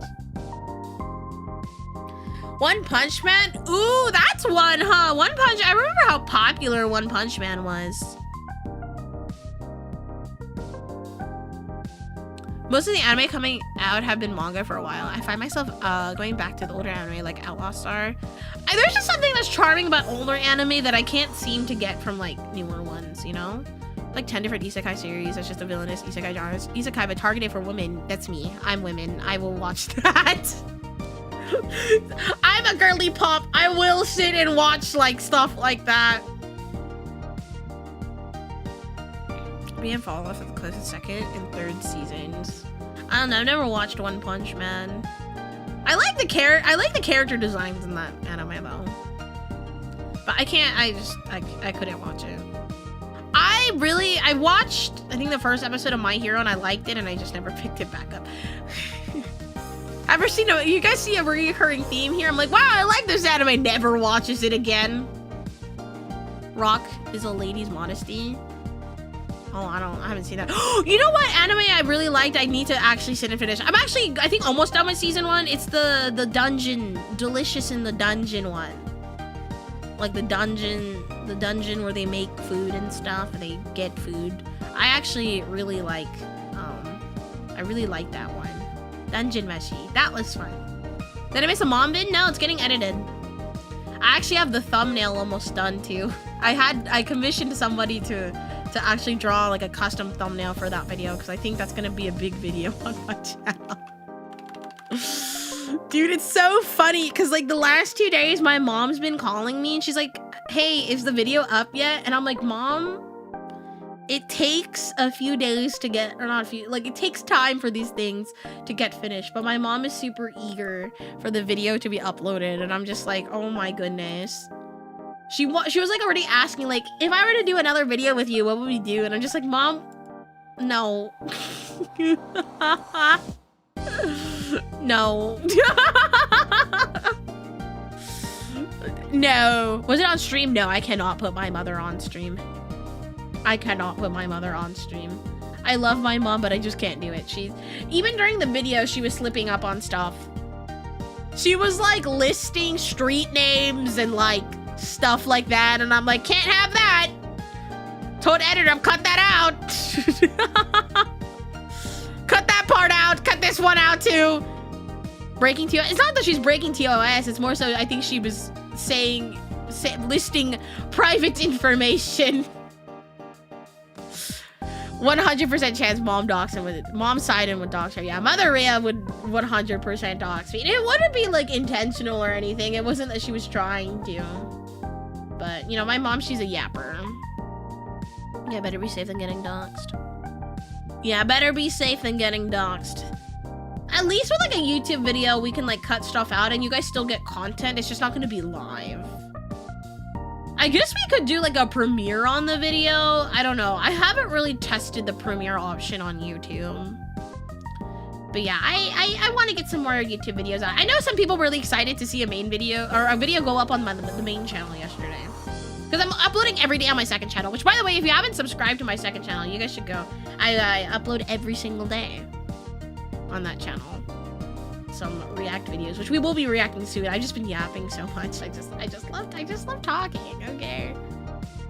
Anyone playing Pokemon right now? I'm not.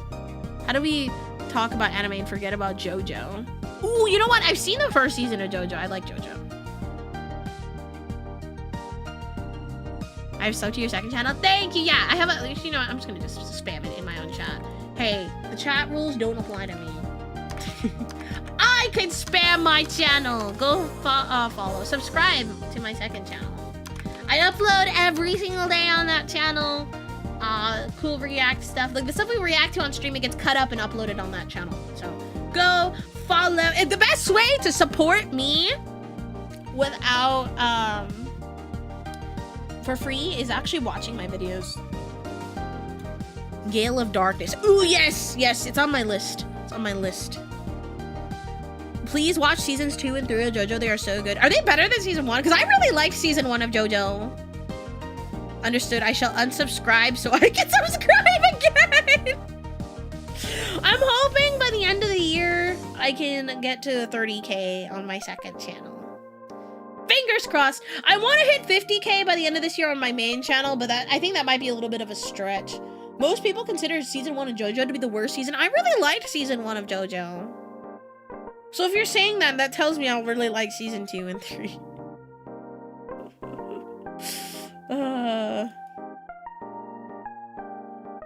It gets better with each part. Understood. Understood. 07. I will go watch. Maybe I should watch some anime tonight while I like make dinner or something. What am I gonna have for dinner? I took out chicken. I wanted to do like a Southwest chicken bowl or something.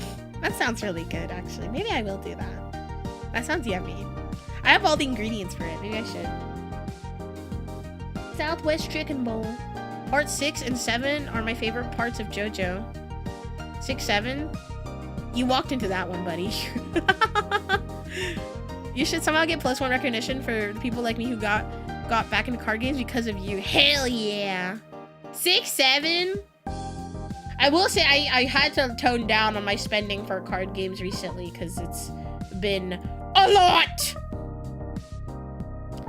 Designer bags and designer clothing? No. Designer cardboard. 6, 7? No, I didn't know there was an emote for that. That's so funny. Yeah, imagine my wallet after the new Pokemon set drops officially. I think it drops, this week or next week. Perfect Order is gonna take me out. Holy fuck. I'm gonna be broke. I am gonna be broke. Especially because I max rarity Pokemon. Crying. I say, like, on my knees. I'm gonna have to sell some of my body parts to get some full art Pokepads. I need 3 more. For some reason, it's driving my brain more than Yu-Gi-Oh! Magic. Really? I think learning One Piece is easy. It's just a skill ceiling's pretty high. Have you played Coliseum? I've not, but I've played Revolution? Kind of. I was gone because of update, but I was going to give you stuff. Thank you so much. It was either Evo or Anonymous. All right, people, pre-order merch. Notice when I stopped playing so much TCG, my bank grew. It's almost as if you don't play trading card games, you might be fine financially. I look at my, like, bank account crying. I look at it like,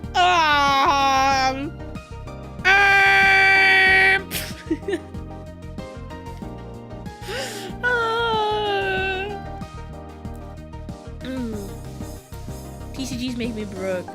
I've never had more money than the 2 years I stopped playing TCGs. I'm never gonna financially recover from this. Real.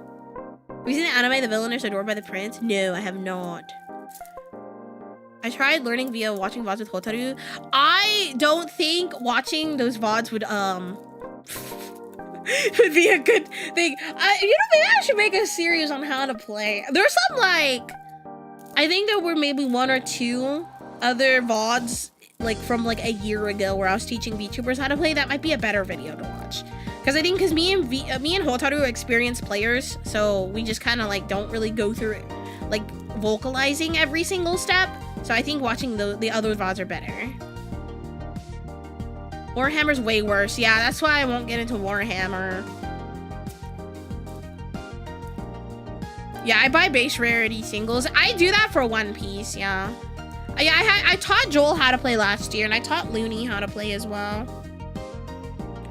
Yeah, it's hard being a girl that has hobbies.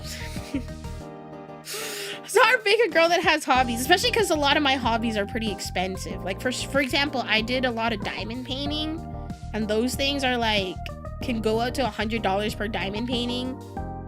I do like card games. I stopped figure collecting. I think I got rid of most of my figures, but that was a really expensive like hobby. That's why I don't want to get into like Gundam and stuff, because I know those can get really expensive too. And I just can't seem to do that. Are you going to Perfect Order pre-releases? I went to one already. I got a full art Meowth and a full art Pokémon, and I was like, I'm out of here, bye. But no, I probably won't be attending any more pre-releases. I'll just wait. Because really, honestly, the only stuff I need from this newest set is the full art Pokepads. That's it. I'm not really updating any of my decks. I actually just spent a pretty penny purchasing stuff for Zoroark.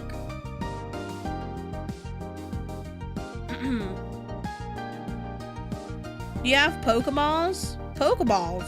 No scalpers this time? There will always be scalpers. There will always be scalpers. I will say, I think some of the scalpers for like One Piece have started dying down. Who knows, it might go back up again. Who knows? Watch the Pokemon wedding rings get scalped. Probably. I see it happening. I see it happening. Gundam started with minifigures? Yeah, GG, bro. GG. Yeah, if they go after Yu-Gi-Oh, then I'm fine. I know some of my Yu-Gi-Oh shipwrecks might not be happy, but for me, I'm just like, I'll be fine. Wedding rings getting scalped is insane. That's actually insane work. MBT got Logan Paul to buy shitty sets. Holy fuck. We're so back. Get manipulated, my guy. Honestly, the Paul brothers deserve to get manipulated. What do you think they made a set for the live action One Piece characters? They actually announced a collection set for that today. So I think there'll be one for the Straw Hats and one for the Baroque Work agents. So they did announce that today. Scalper's gonna get cooked by the Yu-Gi-Oh community. Their shit gets reprinted into the dirt every few months. Oh my goodness. Yeah, let them go to other card games. You know where they should go? Star Wars Unlimited. Go over there. Go scout Star Wars Unlimited. After everything they did, I do not want any mercy for that. Yeah, go to Star Wars Unlimited. Does anybody still play that? Like, okay, no, not trying to sound like an asshole, but like legitimately, is there still like a community for Star Wars Unlimited? I'm sure there is. Yu-Gi-Oh gets reprinted a lot. Scalpers will get $5 max. What happened to Yu-Gi-Oh being an expensive game?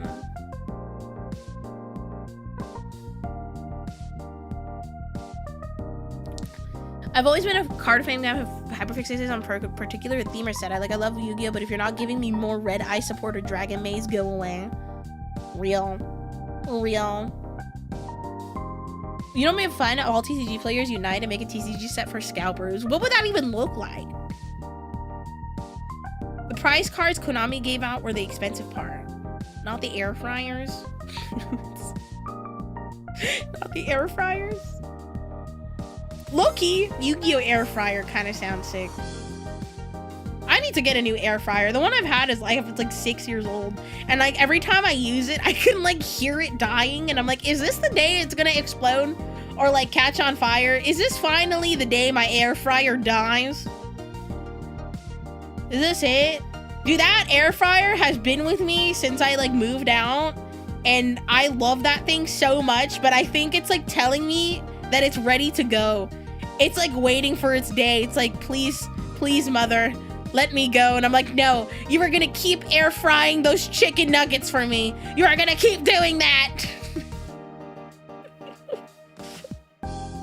Pokemon rice cooker. I just have like a generic one. I actually had a really fancy rice cooker, and then I realized that like those really fancy rice cookers took like 2 million years to cook the rice. And I'm just like, listen, man, sometimes I forget to make rice and I'll just make it like right before I'm like supposed to eat. So I bought like this like $30 one from Walmart, and it makes the rice just the same, but faster. So I only ever take out like my fancy rice cooker if I'm making like, let's say, a large amount of rice, which is almost never.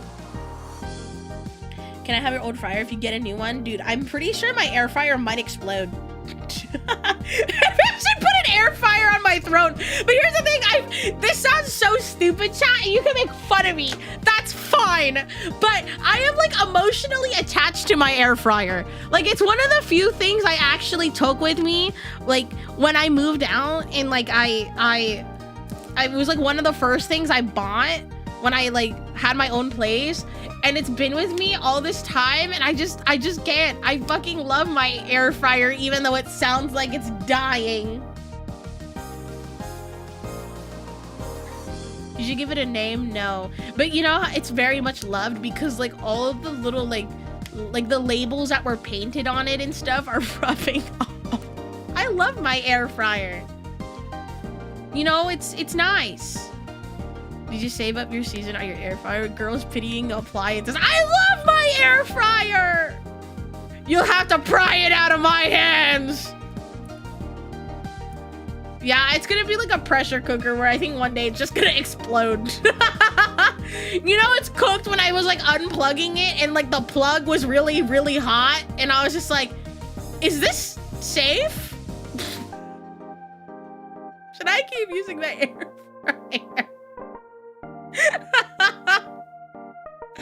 I don't know. I love it so much.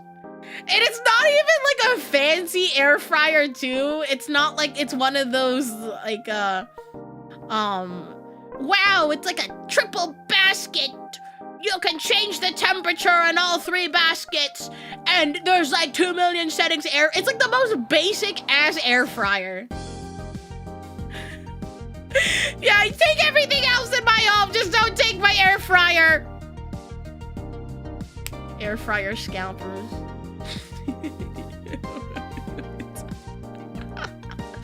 I can say with my microwave, I've had the same microwave for so long, like years and years and years, and it still works fine. I love kitchen appliances, can you tell? If there was a kitchen appliance, oh my goodness. I thought about putting this on my throne, but I'm scared if it gets funded, I don't know where to put it. But I really, really want a KitchenAid. I really want a KitchenAid. I want one so bad, but I don't have room in my kitchen.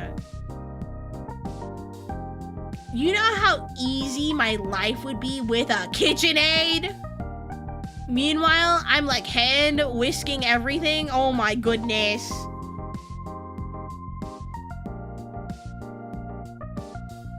Rotom air fryer, that would be sick. The kitchen appliance dating sim comes out. Dad air fryer. The KitchenAid is a mommy. Oh my goodness. Fake mommy KitchenAid. Dating sim character. Happy anniversary, long and successful subathon. KitchenAid mixer. It's like an electric mixer. Take my search history, but not my air fryer. If you don't look at my search history, it's like tcgplay.com/Pokemon or something. I'm always looking at like cards I want to buy, but then what is the term for window shopping? Dude, I have this really bad habit where it's like, I know I can't afford something, and I know I can't like, you know, get something, but I'll still add it to my cart and like pretend I'm buying it. I'm that person. It's so funny. Oh Oh, why am I yawning? Hello? I got like 3 KitchenAids for some reason. Oh my god, what do you need 3 KitchenAids for? I just want one so bad, but they're so expensive. They're like $400 and they're huge and I don't have anywhere to put them. I'm just like, what time is it for you? 2 p.m. 2 p.m. You know, at this rate, we might just react to like 1 or 2 videos. I'm actually thinking I'm having more fun just talking. Because I just don't know when to shut the fuck up. I just don't know when to shut the fuck up. Shy, stop talking. Let's watch videos. No! I'd like to yap. I like yapping.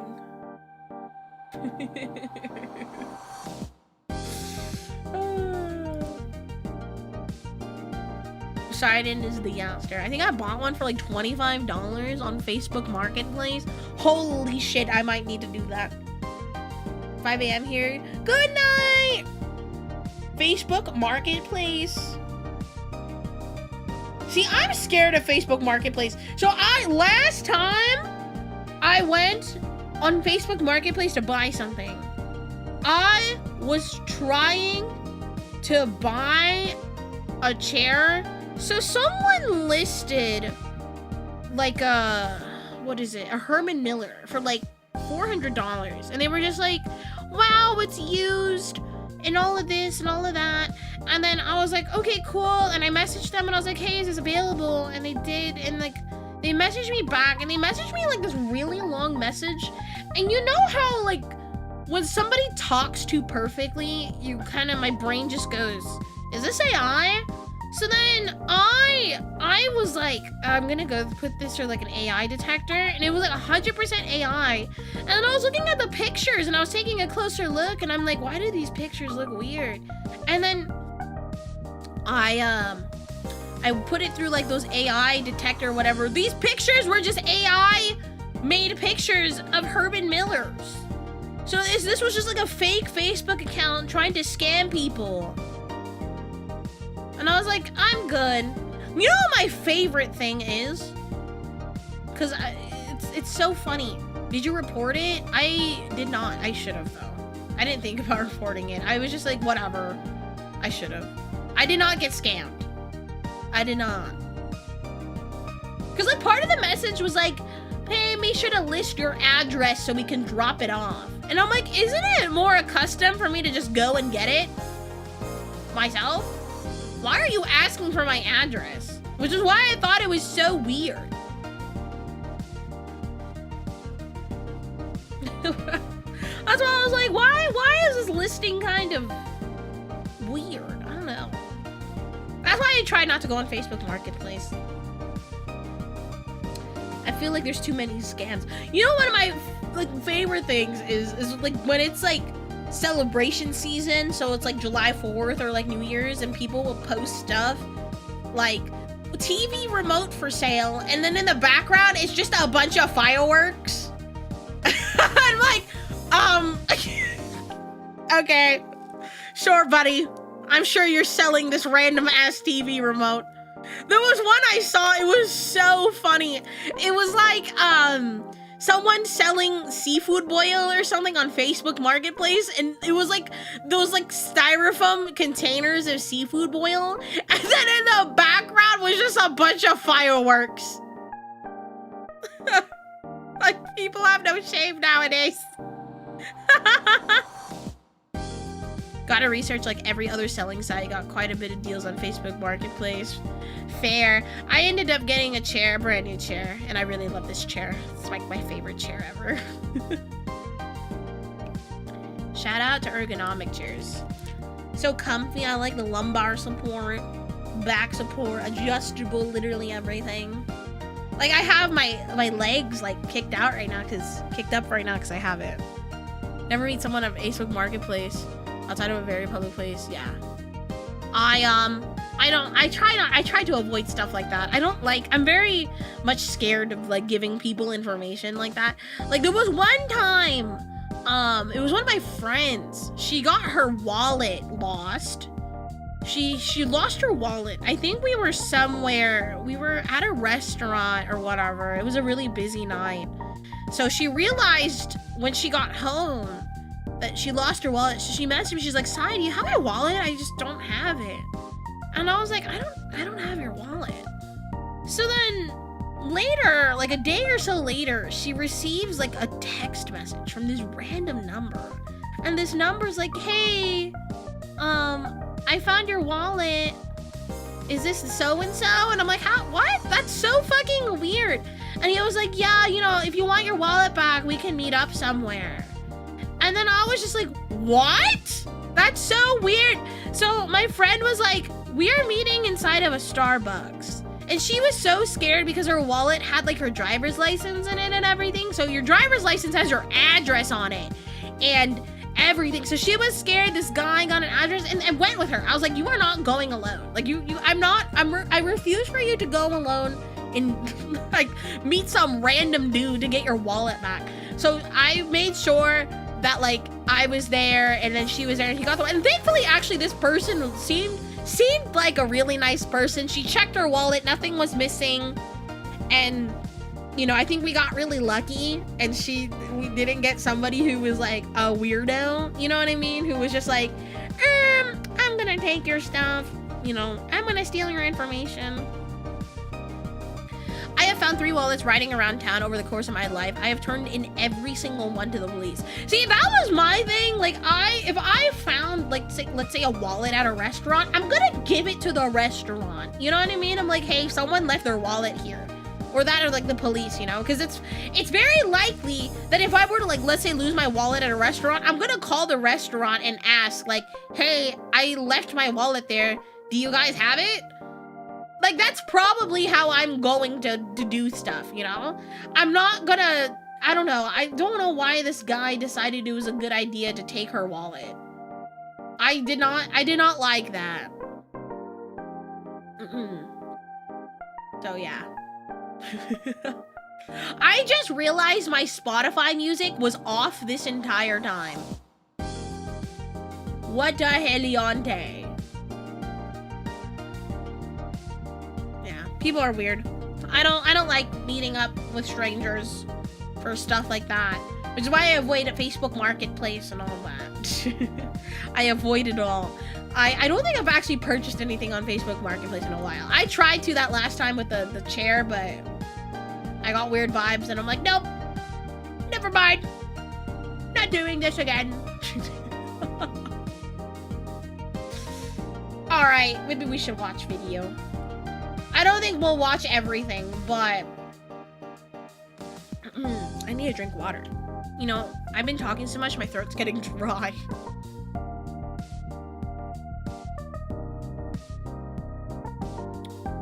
Yum. Hydration. Water. Okay. Let me...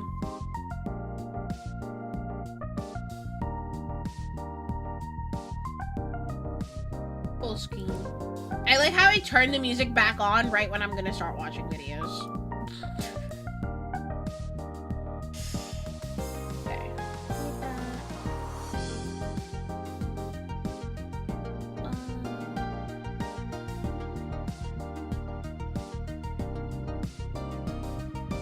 Okay.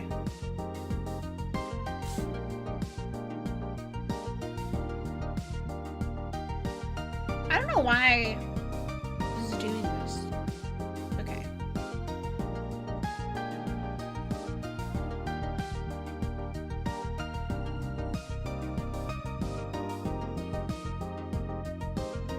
Turn off music. Bryce, thank you so much for the super. Hi, so I think about getting back into Pokemon TCG and thinking of a Ceruledge deck. Ceruledge is good. For beginners, I would recommend Goldengo, but Goldengo's leaving. So I think Ceruledge is honestly a pretty good deck for beginners. I think it's a good deck. Anyways, we're back with more React. I say out of breath because I've been yapping nonstop for 2 hours. Anyways, we're gonna be watching The Lore of Pokemon is Insane by This Is Chris, because I really like his videos. So anyways, let's get this cracking. Pokemon may be one of the most beloved franchises of all time, but it's also a series that obviously did not put a lot of thought into its lore. The way the lore has been built generation by generation has created so many downright dubious and beautifully bizarre moments. And I want to talk about a lot of low-key Pokemon lore goes so hard. Those moments today, and also go over the lore in general so it makes sense how those moments fit into the bigger picture. To me, there's really only one place to start when it comes Legends Arceus, Legends Arceus, great game. Honestly, I think, no, if you're like a newer Pokemon fan or like an older Pokemon fan, like if you haven't played Legends Arceus, go and play it.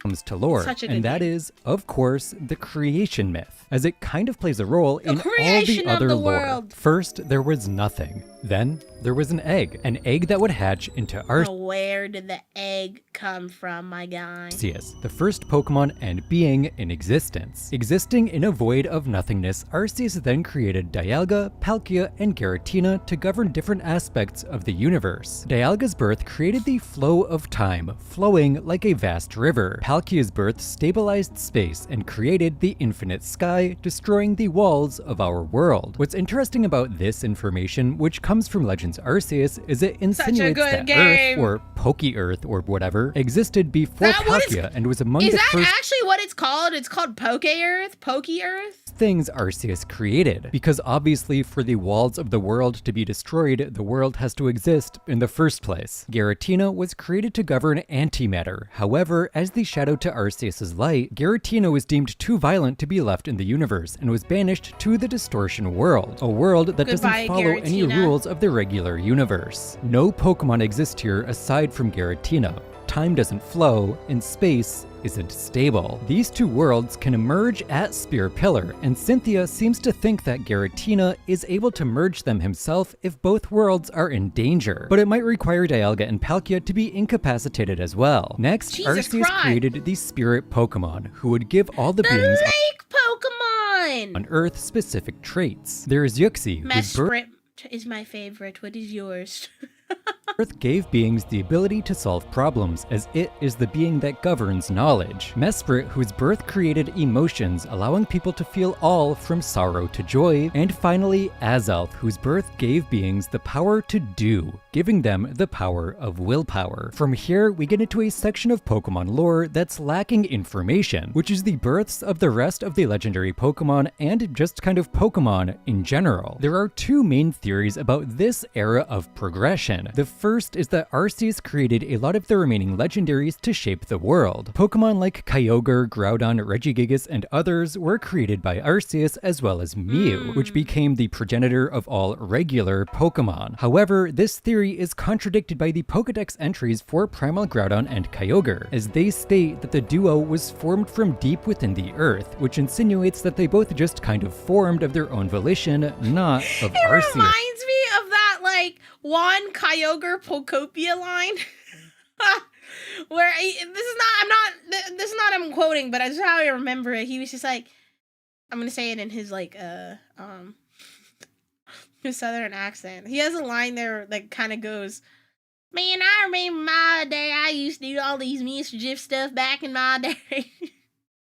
I used to get into a lot of mischief, and like everyone's like, "Brother, you tried to flood the entire world. What do you mean mischief? You tried to kill everybody." The other theory is that the final Pokemon Arceus created was Mew, and then Mew evolved in a Darwinian manner into every other Pokemon over time as it needed to, or maybe just because it wanted to at times. This theory has some ground to stand on because Mew is considered the ancestor of all Pokemon, and it has the DNA of every Pokemon within it. It's also worth mentioning that a number of Pokedex entries imply that there are multiple Mew, and while they are exceedingly rare nowadays, that might not have always been the case, which kind of supports this theory, as it means that over time, Mews evolved into more and more varieties of Pokemon, depleting the population of Mews. It is also worth mentioning now that a lot of legendary Pokemon are not singular in the Pokemon universe, despite them being singular in pretty much every Pokemon game. Really? This might even even be the case for Arceus, as it's said they shaped the universe with their 1,000 arms, even though it has no There's multiple of them? arms, leading to the conclusion that each Arceus is just one of these arms. If anyone else has any theories about what happened in this time frame, please let me know in the comments down below. I would love to hear them. For now though, we're going to be moving on to the shaping of Earth. After this, at some point Groudon and Kyogre formed deep within the Earth and created the ocean and the land masses and immediately started beefing. cool. This threw the surrounding areas into chaos, and it was then that This was when Kyogre got into his mischief. appeared and got them to chill, sending them both into a slumber deep within their respective elements for a long, long time. He really said, go to sleep. It's nap time. Shortly after these events, Regigigas awoke and shaped the continents. His movements were likely what inadvertently created Heatran, as it was shifts in the Earth that created the environment for it to form. Around the same time, Arceus conducted one last act, as they created the Adamant Crystal, Lustrous Orb, and Greasious Core before falling into a slumber in its own realm. And that's Also basically the EP. Pokemon creation myth. As a myth, it is of course somewhat up to interpretation, but that's the general idea. So from here, I want to get into the specific lore that each region has. Let's get started with Kanto, which has two pieces of lore I want to cover. The first is the creation of Mewtwo. After discovering Mew in South America, the Pokemon was brought back to Kanto, where it gave South America? birth. This new Pokemon was What? called Mewtwo, and it was subjected to vicious experimentation. Am I mishearing things? Am I deaf? Did he say South America? Specifically with its DNA, which was arranged and recombined over and over again to try and make the Pokemon as powerful as possible. Oh, that's right. OG lore the Americas existed. That is right. Ultimately, this goal was achieved and its battling abilities were raised to the ultimate level. But shortly after, Mewtwo escaped human containment with little effort and retreated to Cerulean Cave, where it stayed until the events of the main series. These experiments were likely conducted at the Cinnabar Laboratory, which can be deduced since these journals are found in the Cinnabar Manor, and the Cinnabar Laboratory was also the lab where Porygon was created, meaning it has plenty of experience with Pokemon experimentation. The brutal scientists that conducted these experiments were likely Mr. Fuji, as he was the founder of the lab back when he went by Dr. Fuji, and also Blaine, since he is obviously a seasoned scientist and there aren't really any other locations in Kanto or Johto that he could practice at. The other piece of lore is more of a fan theory than anything, but it is kind of insinuated that Kanto was once involved in a war of some sort. The only primary source of this information is Lieutenant Surge, who states that his electric-type Pokemon protected him during the war. But there's also a ton of circumstantial evidence that is spread throughout the region as well, like how there are relatively few middle-aged men in Kanto. They're all either old as hell or on the young side. Many people take this lack of men as evidence of a war that took place a number of years ago, which decimated the male population, or at least that and Indian elephants were retconned into Copperaja? Interesting. the part of the population that was eligible for enlistment. It's not much evidence, but it's what we've got. We don't have any real information on who this war was fought with, but many fans seem to think it was some sort of civil war or war of annexation with Johto, because the two regions do have a lot in common, like sharing a Pokemon League. But personally, I think it was Unova, or some other United States-based region. I have one main reason for thinking this. Lieutenant Surge is referred to as an American by many people throughout the game, and I can't really imagine a reason Surge would be stationed in a war-ravaged Kanto unless it was some sort of occupation, but that's probably a little bit far-fetched. Get it? Anyway, let's move on to Johto. In Johto, there is one giant, obvious piece of lore, the burning of the Brass Tower. A number of years ago, the Brass Tower was struck by lightning, setting it on fire and burning it to the ground. Within were 3 Pokemon that became trapped in the blaze and died, before being resurrected by Ho-Oh as the 3 legendary beasts, Entei, Raikou, and Suicune. While it is widely speculated that the 3 Pokemon that died in this tower were Vaporeon, Jolteon, and Flareon, thanks I forgot about this part. To their shared typings and vague resemblances, this is never actually confirmed. In-game, the people of Ekrutik believe the beasts emerged as water, fire, and electric types to resemble the storm that burnt down the tower, with Raikou representing the initial lightning strike, Entei representing the fire that burned down the tower, and Suicune representing the rain of the storm that ultimately put out the fire. Johto is also home to the oldest known language in the Pokemon universe, that being the unknown-inspired alphabet. Interestingly, it's not actually Is anyone here fluent in unknown? Clear which came first in this case. Yeah, I died. Well, it might seem obvious tower. that the unknown came first and that the humans copied their alphabet. We also see Pokemon evolve because of human action, such as the Clink and Roly-Coly evolution lines. So it could be that the unknown evolved around this language from humans. Despite being featured in multiple Pokemon games and being some of the oldest ruins in Pokemon, they're still mostly a mystery to us. We know some ancient civilization built them and left messages about the importance of Pokemon to whoever might study these ruins, but that's kind of it. And lastly, I should at least mention Celebi. Celebi is the mythical Pokemon that guards Ilex Forest in the onion Pokemon. every time period. There isn't much other information on its role in Johto though, so I guess it's time that we return to Hoenn. We already covered a good bit of Hoenn's history during the creation myth part of this video, as a big part of what we know about Hoenn's history is just Groudon and Kyogre beefing a few times. But there is more to Hoenn than just those two. They're just siblings, alright? They're having sibling rivalry, it's fine. Two bozos, as we have to talk about the Regis. Regigigas created the Regirock with a handbag. I cannot see Regirock the same anymore. I can't even call it by its thing because if I say the C word, it's gonna flag me on YouTube. So all I'm gonna say it's Regirock with nails and eyelashes and a handbag. Original 3 golems about 10,000 years prior to the events of Omega Ruby and Alpha Sapphire. Those were, of course, Regirock, Regice, and Registeel. However, shortly after, all 4 of these golems were sealed away by humans who feared their power. About 2,000 years before Omega Ruby and Alpha Sapphire, there was another beef session. At this time, the Earth was overflowing with natural energy, which made Groudon and Kyogre wake up and start rampaging as they do. Once again, Rayquaza shuts them up, and as a result, the Draconid people start worshipping it as the savior of their culture. We don't know exactly what caused the Earth to overflow with natural energy at this time, but there was a large and continuous meteor shower around the same time, so maybe that had something to do with it. Oh, and also Hoenn has been to the moon. This is one of those moments where the Pokemon world and our world overlap in a weird way, because in the Moss Deep Space Center, there is a guy who says he bought a color TV just to watch the moon landing, which happened on July 20th, 1969, the same exact day it happened in real life. Does this mean that people like Neil Armstrong and Buzz Aldrin also exist in the Pokemon world? Does NASA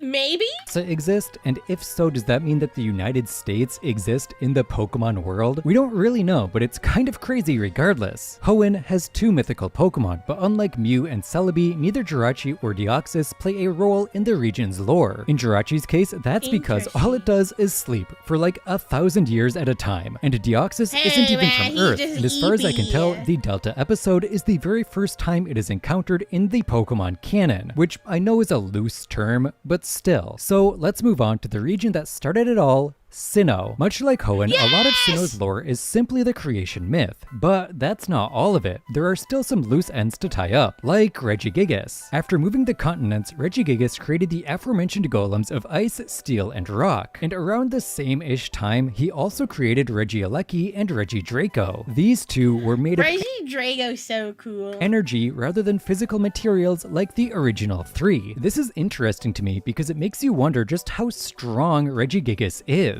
I don't even want to think about that. I don't want to think about how strong that Pokemon is. It scares me. I mean, being able to create living things out of rock, steel, and ice is crazy enough as it is. But being able to manifest and shape the physical embodiments of energies is crazy. Evidently, the ancient people of the Pokemon world understood the strength Regigigas possessed, because shortly after forming the golems, it was sealed away in the Snow Point Temple. How they managed to seal it away at all, we don't know. But they also managed to seal away the other 5 golems so it seemed they had some sort of methodology. About 9,000 years after the sealing of Regigigas, the people of Hisui, the precursor to Sinnoh, started worshipping Arceus under the name Almighty Sinnoh. The events of Legends Arceus are a topic I am conflicted about covering, because they are technically both lore and the events of a main game. So I'm gonna cover the lore of Legends Arceus that we— Flareon in the water! Someone help him! I also think it's really funny that this Luxray is named Anel. The One Piece players know, or the One Piece enjoyers get it. Haven't already covered, and then move on. Let's start with the Ancient Hero. The Ancient Hero is a mysterious figure that befriends 10 Pokemon, those being the 10 regional variants from the game, and then collected all 18 plates scattered around the region in order to meet Arceus. Upon meeting Arceus, he bested the Pokemon in battle, earning its respect. Arceus then blessed the human and his Pokemon, and they became the protectors of Hisui, going as far as defeating Giratina and sending it back to the Distortion world. This dude is basically just a stand-in for the main protagonist in ancient times, but he is the reason we have the Ride and Noble Pokemon, so I thought he was at least worth mentioning. Another piece of mythology present in Hisui is that of the genies, specifically Enamorus and Landorus. These two— I'll be honest, I don't really care for the genies, but I guess they're cool. arrived in Hisui slightly— I just maybe think I don't like them because they're funny looking. after a tough winter, and their presence blessed the lands of Hisui, which brought life and growable land to their region. There isn't really mention of Tornadus or Thunderous though, so we won't be talking about them now. Lastly, at some point in history, the Diamond and Pearl clans crossed the ocean and settled in Hisui before— I have a headcanon that they're both secretly dating, but you know, let me have my Delulu. beefing over whether the Almighty Sinnoh was Dialga Enemies to lovers, alright! or Palkia, even though it was neither. Yeah, classic Pokemon plotline right there. Unova. From Unova onward is where the lore starts to get pretty weird, as each region starts to have more specialized lore rather than general lore like Gens 1, 3, and 4. One of my favorite examples of this is that Conkeldurr taught humans how to make concrete about 2,000 years ago. Wait, really? That's actually kind of crazy. What? You know, you could thank Conkeldurr for for our roads. Shout out to that guy! Might not sound insane, but it kind of is. See, in the real world, the invention of reinforced concrete was one of the largest catalysts for the Industrial Revolution. It allowed people to build bigger and faster and completely changed the way we build to this day. So the fact that this dude likely played a role in creating the Pokemon world we see today on a scale comparable— Shout out to that guy! to some legendary Pokemon is insane to me. Another big part of the lore of Unova is of course the original dragon that created the Tau Trio. Long before the events of Black and White, Unova was created by two brothers who united the people of the land using a single dragon Pokemon. This led to both of them becoming kings of the region, but their peace and cooperation wouldn't last too long, as they began to argue over their beliefs. The older brother cared most about truth, and the younger brother cared most about ideals. This disagreement led to the single dragon Pokemon splitting into Reshiram, who sided with the older brother, and Zekrom, who sided with the younger. The brothers then fought, but neither dragon could come out victorious, so they agreed that there was no correct side between truth and ideals. At some point after this, Dragon Spiral Tower was built, and it seems the DNA splicers were created around this time as well. The tower would then hold Reshiram or Zekrom, depending on the game that you're playing, until the events of the main story. Then there's Kyurem.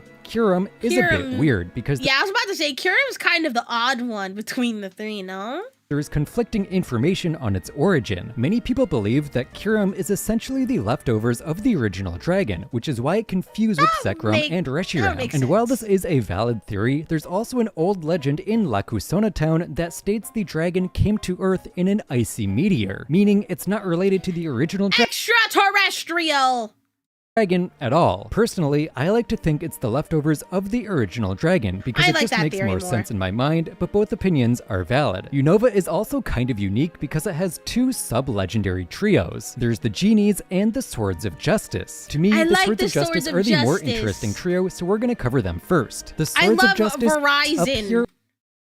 I know it's Virizion. I just like calling it Verizon. Whenever Pokemon seem to be threatened by human expansion, Virizion protects them from threats, Terrakion creates a safe path for the Pokemon, and Cobalion leads them to safety. During one of these rescue missions, they found Keldeo in the ashes of a forest, and they took it into their ranks. It then grew quickly, surpassing the Swords of Justice, and then disappeared. Its reasons for disappearing are not known to us yet. Additionally, these three went as far as fighting against humans to protect innocent Pokemon, even fending them off a number of times, which is pretty impressive if you ask me. It's also pretty telling that these three are present in Unova considering its rapid urbanization. They are definitely not treating the wildlife all that well. And that brings us to the Genies, everybody's favorite legendary trio that definitely did not bend competitive Pokemon around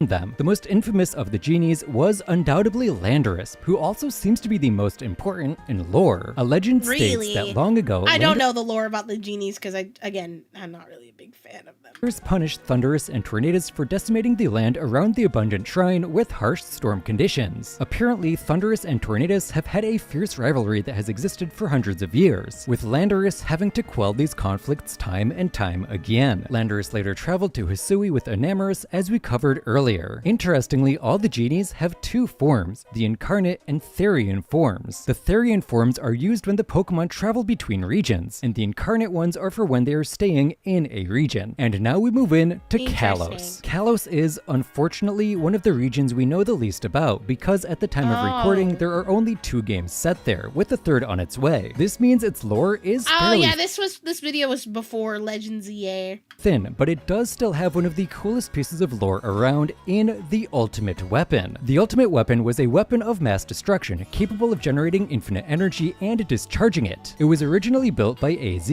after his beloved Floette died in a war, as he wanted a way to bring it back to life. While the weapon did succeed in bringing his Floette back to life, it also came at the cost of the lives of many Pokemon, and accidentally made AZ and Floette immortal. This wasn't the end of the weapon's usage though, as AZ sought revenge on those that killed Floette in the first place. So he activated the weapon a second time, this time using it to destroy both sides of the war. While this did bring peace to Kalos, AZ's struggles were not over. His Floette eventually learned that over 60 Pokemon were sacrificed to bring it back to life. Horrified by this massacre, it abandoned AZ, and AZ then left Kalos to search for it, wandering aimlessly. During his absence— This is so sad.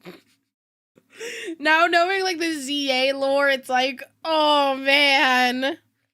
But at least he got his ending. Since the weapon was buried deep underground by AZ's brother to prevent it from being used again, even though it can't be activated without a key that AZ has. So with him wandering the world, it wouldn't be able to be activated even if it was found. That is, until his return in X and Y. The Ultimate Weapon might be the origin of the Mega Stones, as theorized by Professor Sycamore, who believes the blast from the weapon irradiated evolution stones, transforming them. What's kind of crazy about the Ultimate Weapon is that it was likely made pre-industrialization, as we established in the Unova section. The progress of the world of Pokemon is undoubtedly pretty different from that of our own, despite how similar the worlds end up being. I know it's a kid's video game and this kind of stuff probably isn't taken into account, but still. Next is Alola. This is another region with some pretty wacky lore. It all starts a few the fuck-ass aliens 100 years before the events of the main games, when Necrozma stole the light from Ultra Megalopolis. Crazy name for a city, by the way. The citizens that lived there tried to fight Necrozma to recover the stolen light, and in the battle, they injured the Pokemon, which caused pieces of its body to rain down on different worlds. This includes Alola, which is how Z crystals were formed. Later, Solgaleo or Lunala came to Alola through an Ultra wormhole. The Tapu Quartet, the guardians of Alola, saw these two powerful Pokemon as potential threats and engaged in battle with them, but were ultimately defeated. Solgaleo or Lunala then offered the Tapus Tapunium Z as a reward for their efforts. Afterwards, the other legendary Pokemon would appear, and they would create a new Cosmog together. Then they would leave the new Pokemon in the care of the Tapus. At a later point in time, Necrozma came through the wormhole itself and stole the light of the region, before getting a hold of Solgaleo or Lunala and turning them into their Duskmane or Dawnwing forms. This sparked another conflict, where the Alolan royalty requested the Tapus battle Necrozma. They were able to defeat it and restore the region's light, with the help of a young trainer using Z powers. This ordeal created the island challenge that Alola became you guys can shoot me for this, but I think the Z move stuff is kind of lame. I'm not entirely a fan. NGL. Known for. And later, the Alolan royalty ordered the burning of all books related to Necrozma for some reason. Many years after this, a scientist built Magearna, and many years after that, the Aether Foundation was formed. They studied Ultra Beasts, and during their research, rediscovered Ultra Wormholes, Cosmog, and Nihilego. However, the founder of the Foundation, Mon, would disappear during a mission where they attempted to connect to a Ultra Wormhole, leaving behind just a weakened Cosmog. His disappearance left Lucamine in charge of the Aether Foundation and mentally unstable. The Foundation would then start research on the Beast Killer project and would create Pokemon known as Type Full, which was based on Arceus, literally trying to recreate God. The experiments were not successful though, as the Type Full Pokemon rejected the Arceus system, manufactured by No?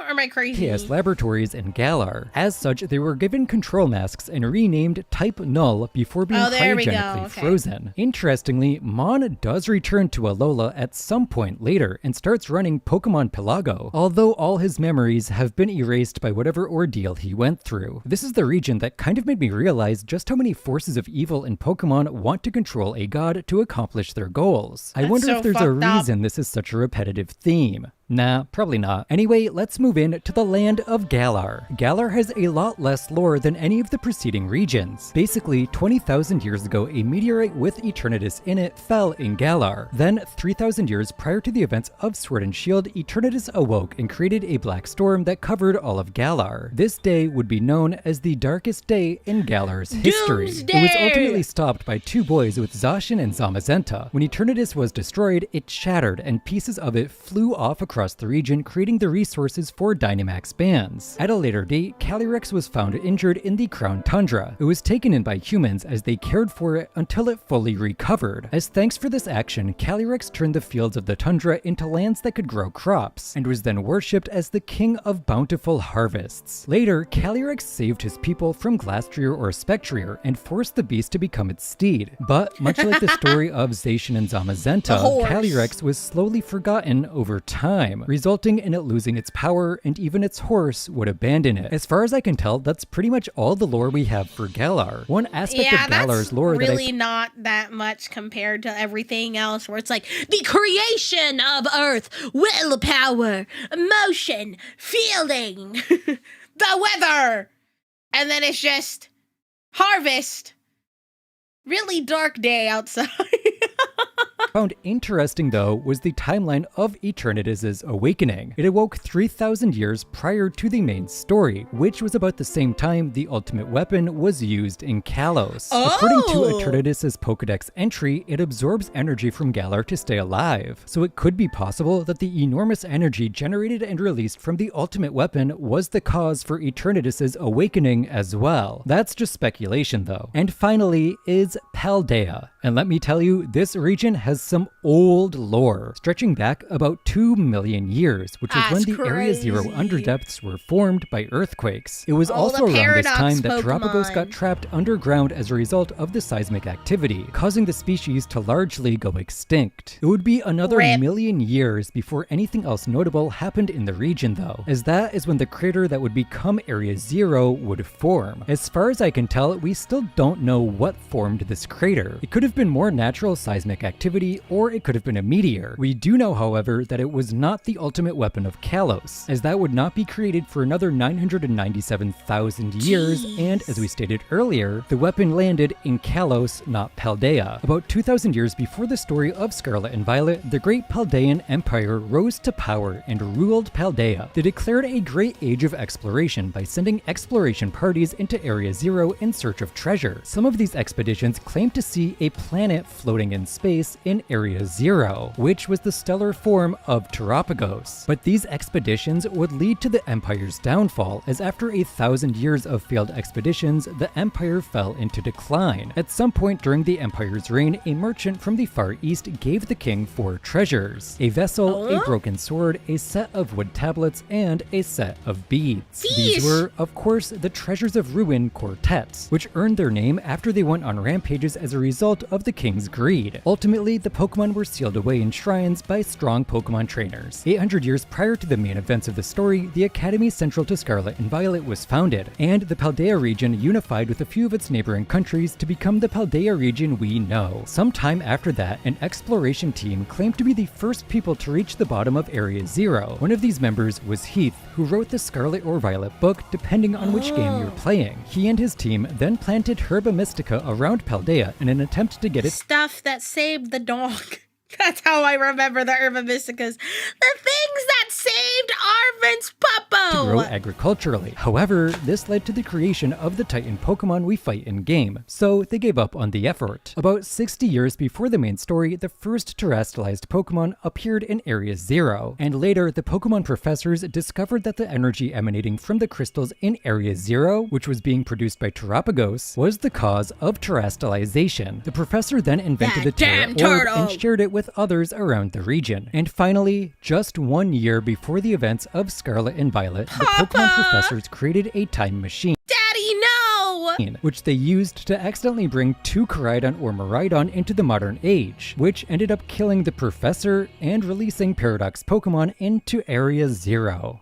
And that's all of it, I think. I know there are a few legendary Pokemon I didn't cover. Imagine the lore that's gonna drop when Winds and Waves gets released. It's because they either don't contribute to the lore of the region, or we have no idea how they actually came to be. So I didn't feel they were necessary to include in the video. If you want me to talk about more of the legendary Pokemon, let me know in the comments down below. I would not mind making another video on them. That's it for this video though, so thank you so much for watching. Be sure to subscribe if you've made it all the way to the end. You obviously like the content, and it would really mean a lot to me. I'll be back with another video in the next couple of weeks, so I'll see you then.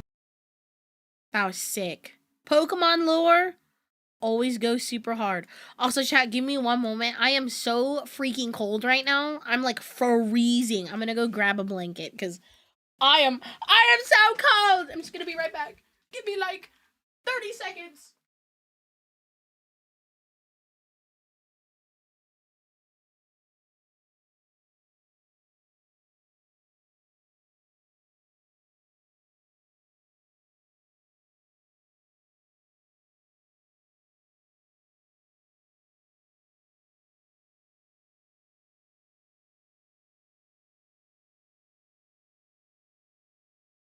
All right. I got a blanket. I'm so freaking cold. It is freezing in my office. And you're probably wondering, Sai, turn off your AC. It is so hot outside. So I made it freezing in here, and I'd rather be cold trying to stay warm than hot. So in the Lola anime, Gladian always calls type no Silvally. Interesting. It's hot outside. It's just freezing in my house. Turn off your AC. I like being cold and staying warm while being cold. So I'd rather have that than like turn off my AC and then it gets really hot. Because when my house gets like warm, like if the AC is off, it gets warm like really bad. Alright. Let me adjust myself. Let me just adjust my mic. My mic. Just turn on the AC for a while. If you feel hot, just turn it on again. So here's the thing. You actually save more money keeping your AC on than constantly turning it off and on again. I have tried it during like the summer months, and I actually saved more money keeping it on. Because here's the thing. If you're constantly making your AC, like, if you're using it to, like, keep your house at a certain temperature, it's actually going to be working harder trying to keep it at a certain temperature as opposed to keeping it, like, on at the same temperature, if that makes sense. So keeping it on where it's, like, stays consistent as opposed to having it work harder to keep it at the temperature you want it, actually, it takes more power. So, yeah, I've tested both. I have I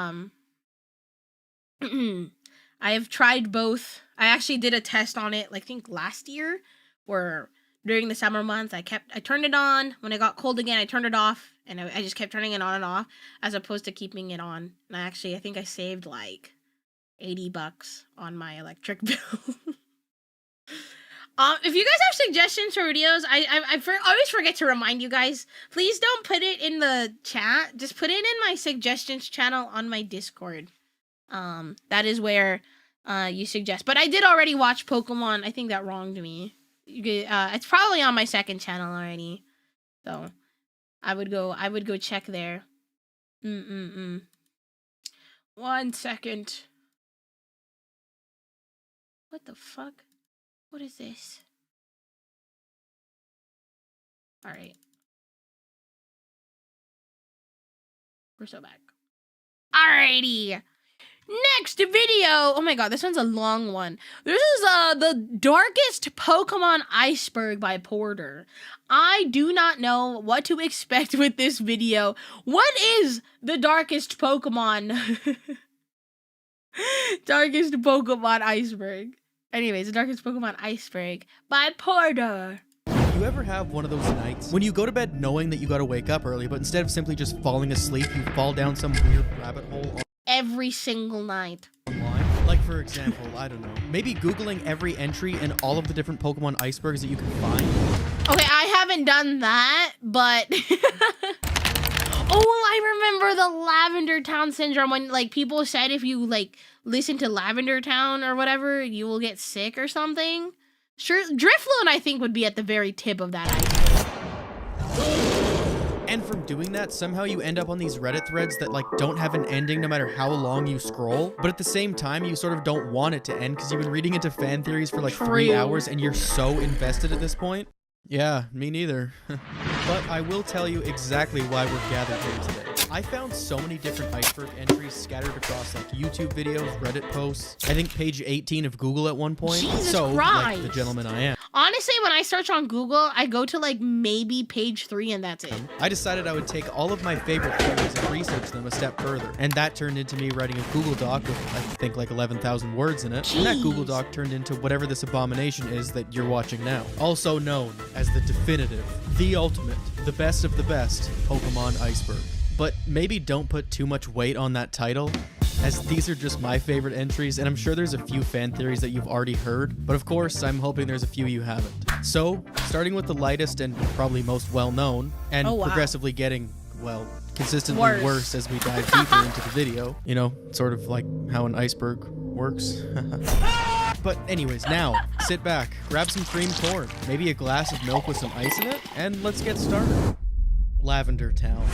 Ah, here we go. Lavender Town embodied horror as good as it possibly could have for a game released in 1996. The story of this town is shrouded in mystery, surrounding a Marowak that was killed by Team Rocket. Upon arriving, the player is tasked with climbing the tower, being home to a Pokemon graveyard, filled with trainers mourning their lost Pokemon. But while this in itself was spooky, the creepypasta that was born from Lavender Town takes a significantly darker turn, as the hoax of Lavender Town syndrome was born. This stemmed from the soundtrack created by Junichi Masada, and rumor has it that the Lavender Town soundtrack awakened some sleeper cell in children's minds, causing them to, at worst, unalive themselves, but also causing That's crazy. I remember growing up, my younger sibling, she was like, Sai, do not ever put on Lavender Town. And I would be like, haha, if you don't stop teasing me, I'm gonna play Lavender Town. And she's like, no, don't do it. I remember that. Complain of things like severe nausea and migraines, and exhibit irrational behavior. This syndrome was allegedly attributed to the high sound frequencies found within the soundtrack that could only be heard by children, and probably like dogs too. And as a grown man reading this creepypasta to you, I can genuinely say that for many years of my childhood, this was one theory that I actually thought was real. It gained so much popularity that it just seemed like a well-known piece of lore within the Pokemon franchise. But the reason that I chose to start off with this specific entry is that it was really this entry that paved the way for so many more to come, giving life to a darker side of Pokemon and allowing imaginations to just run wild. That's crazy. green shiny Pokemon. What? Shiny Pokemon are rare variants of Pokemon that are differently colored than other Pokemon of their species. If you're feeling lucky, you've got a 1 in 8,192 chance of stumbling upon one, meaning that ultimately the majority of casual players are... I'm like, now that I do shiny hunting on like other games, I always forget that there was like a point in time where, you know, people there weren't very many shiny modifiers, and you had to find that with like all the low rates. Oh my god.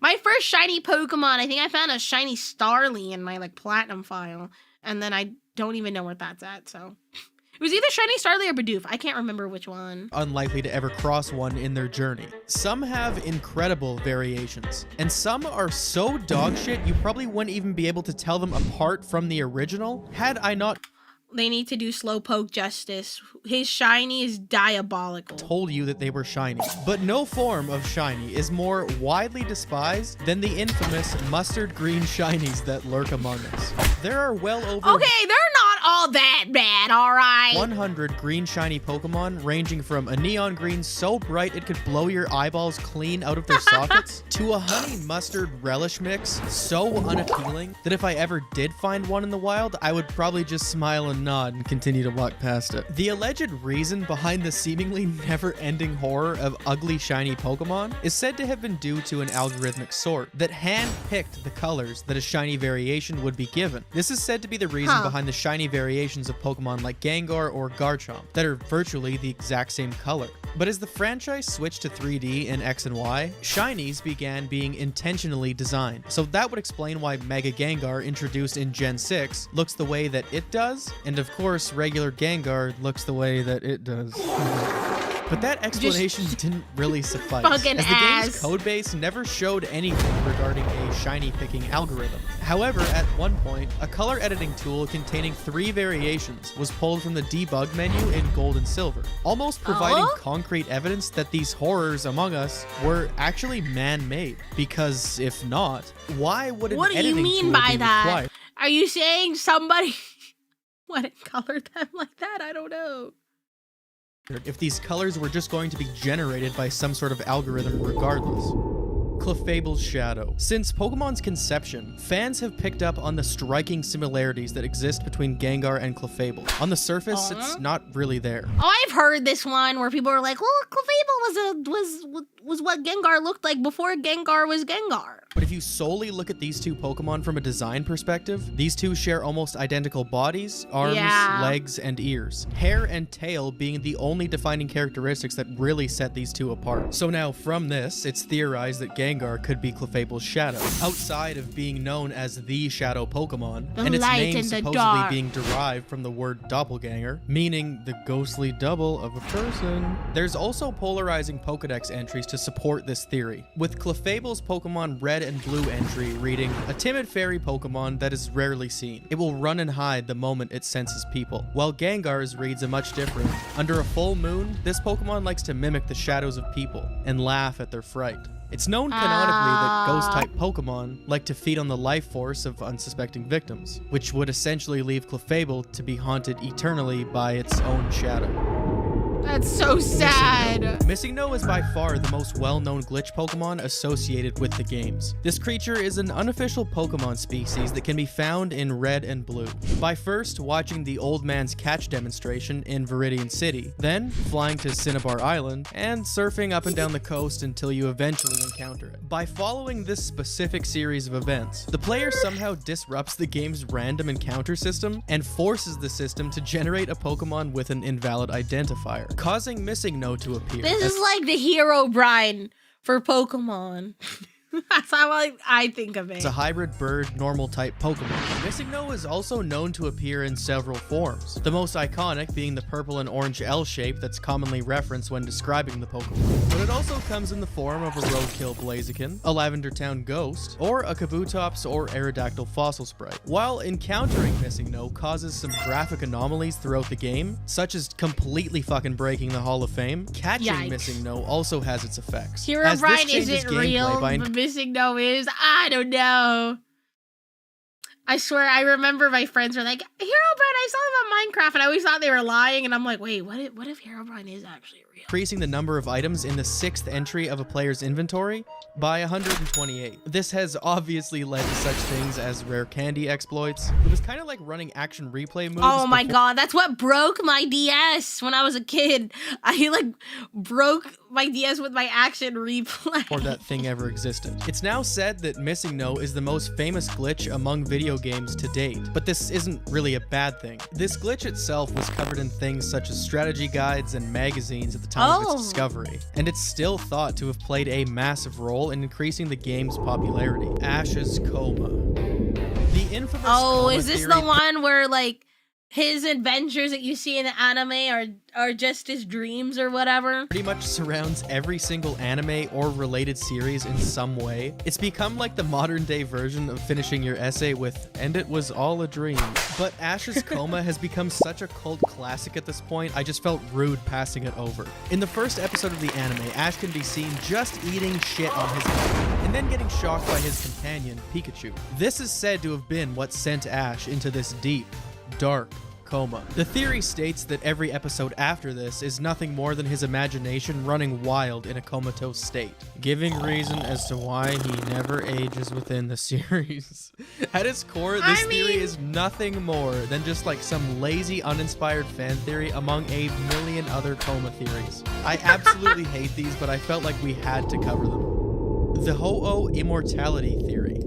In the very first episode of the Pokemon anime, Ash sees the legendary Pokemon Ho-Oh fly above him as he stares in awe. But what's peculiar about this being put on display in the first episode actually comes from the Pokemon Diamond and Pearl Pokedex entry for Ho-Oh. And that entry reads, Ho-Oh possesses 7 colored wings, and it's said that those who see Ho-Oh are promised eternal happiness. The popular theory behind Ash seeing Ho-Oh in the first episode is rooted in the idea that Ash's version of eternal happiness lies in the worry-free life of an explorative 10-year-old. However, many people dispute this, as the series actually revolves around Ash's journey to become the best Pokemon trainer of all time, something that a 10-year-old would potentially face difficulties in doing, and this entire theory being based off of one individual entry in an unrelated Pokedex seems like a bit of a stretch. But another thing that I've heard, those who see Ho-Oh especially because it's like from a game that's pretty far in, watching a Pokemon Iceberg video are more likely to subscribe, so hey, whoa, do it now. Subscribe, do it now. Oh, Mew is a failed Ditto clone. Mew yeah, we've heard Ditto this clone is one. one of the theories on this list that actually has evidence to back it up, making it one of the more believable theories that I was able to find. While many people deem it to be untrue, the similarities are kind of hard to combat at this point. Allow me to explain. Both Ditto and Mew weigh exactly 8.8 pounds, both of which have no gender, and these are the only 2 Pokemon who can learn the move Transform from level 1. This is incredibly rare, considering that only 2 Pokemon in the entire universe can actually learn this move. Even Zoroark's illusion ability, while similar to what Transform can do, is still leagues below how incredible this power actually is. On top of all of this, Ditto has 2 specific spawn locations, Cerulean Cave and I'm like sad now because the Pokopia Ditto lore. Oh, that's so sad. and the Pokemon Mansion. This carries significance because Mewtwo was cloned from Mew within the Pokemon Mansion. From there, it fled to Cerulean Cave, where it made the cave its home. So, with all this in mind, it's thought that at one point, Ditto was to be some sort of Mew or Mewtwo clone. But obviously, this idea was scrapped in production, leaving only a breadcrumb trail of a connection that could have been. The almost Imposter Oak.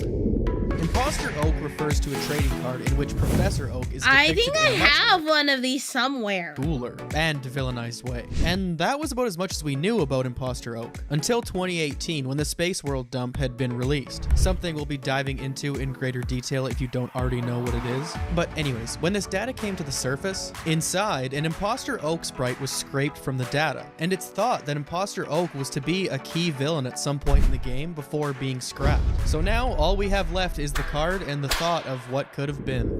Hypno belongs behind bars.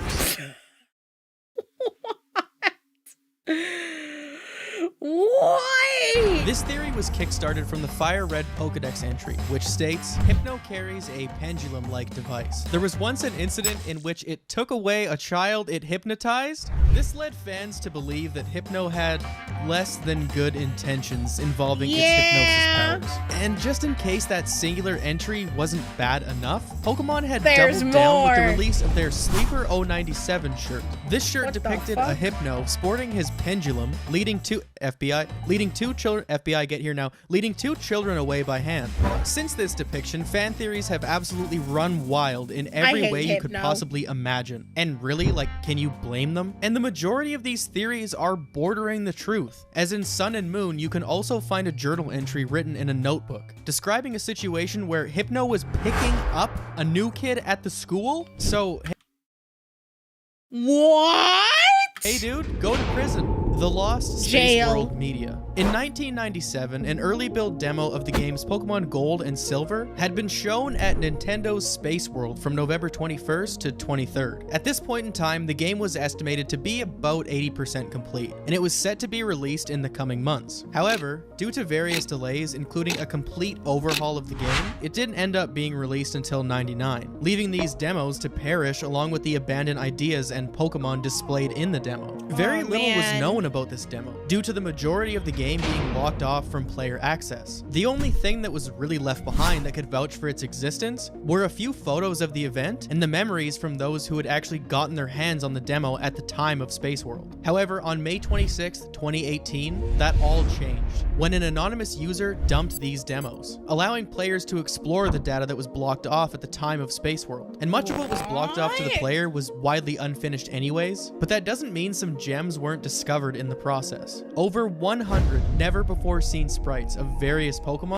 I mean, you could kind of see here, like, some of these Pokemon look like they got developed into the Pokemon we have now. So, like, this is 100% Slowking.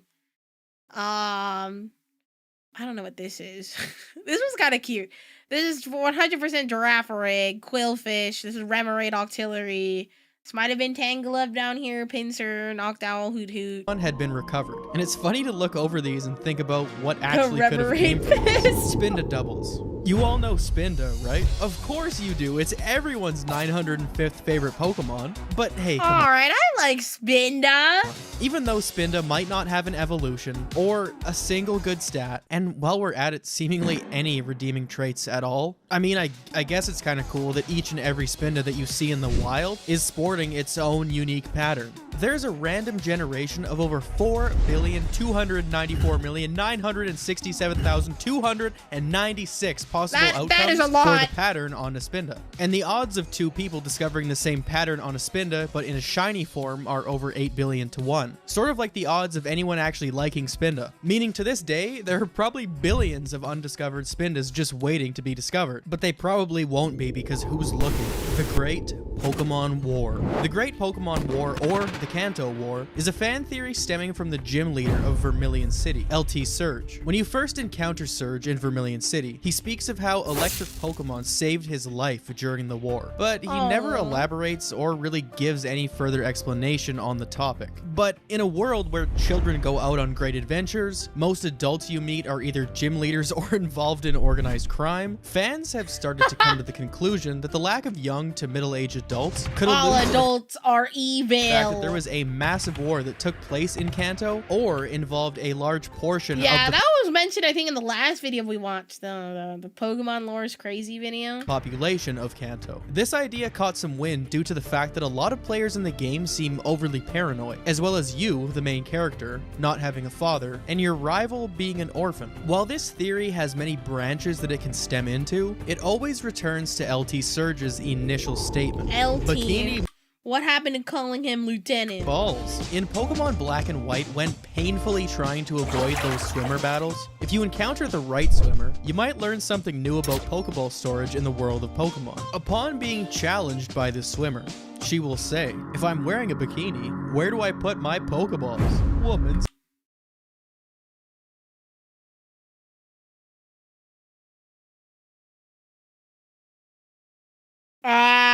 secret. This is even doubled down on later in the series. In Sun and Moon, when encountering a swimmer, she will say, "It's tough fetching Pokeballs from my bikini," while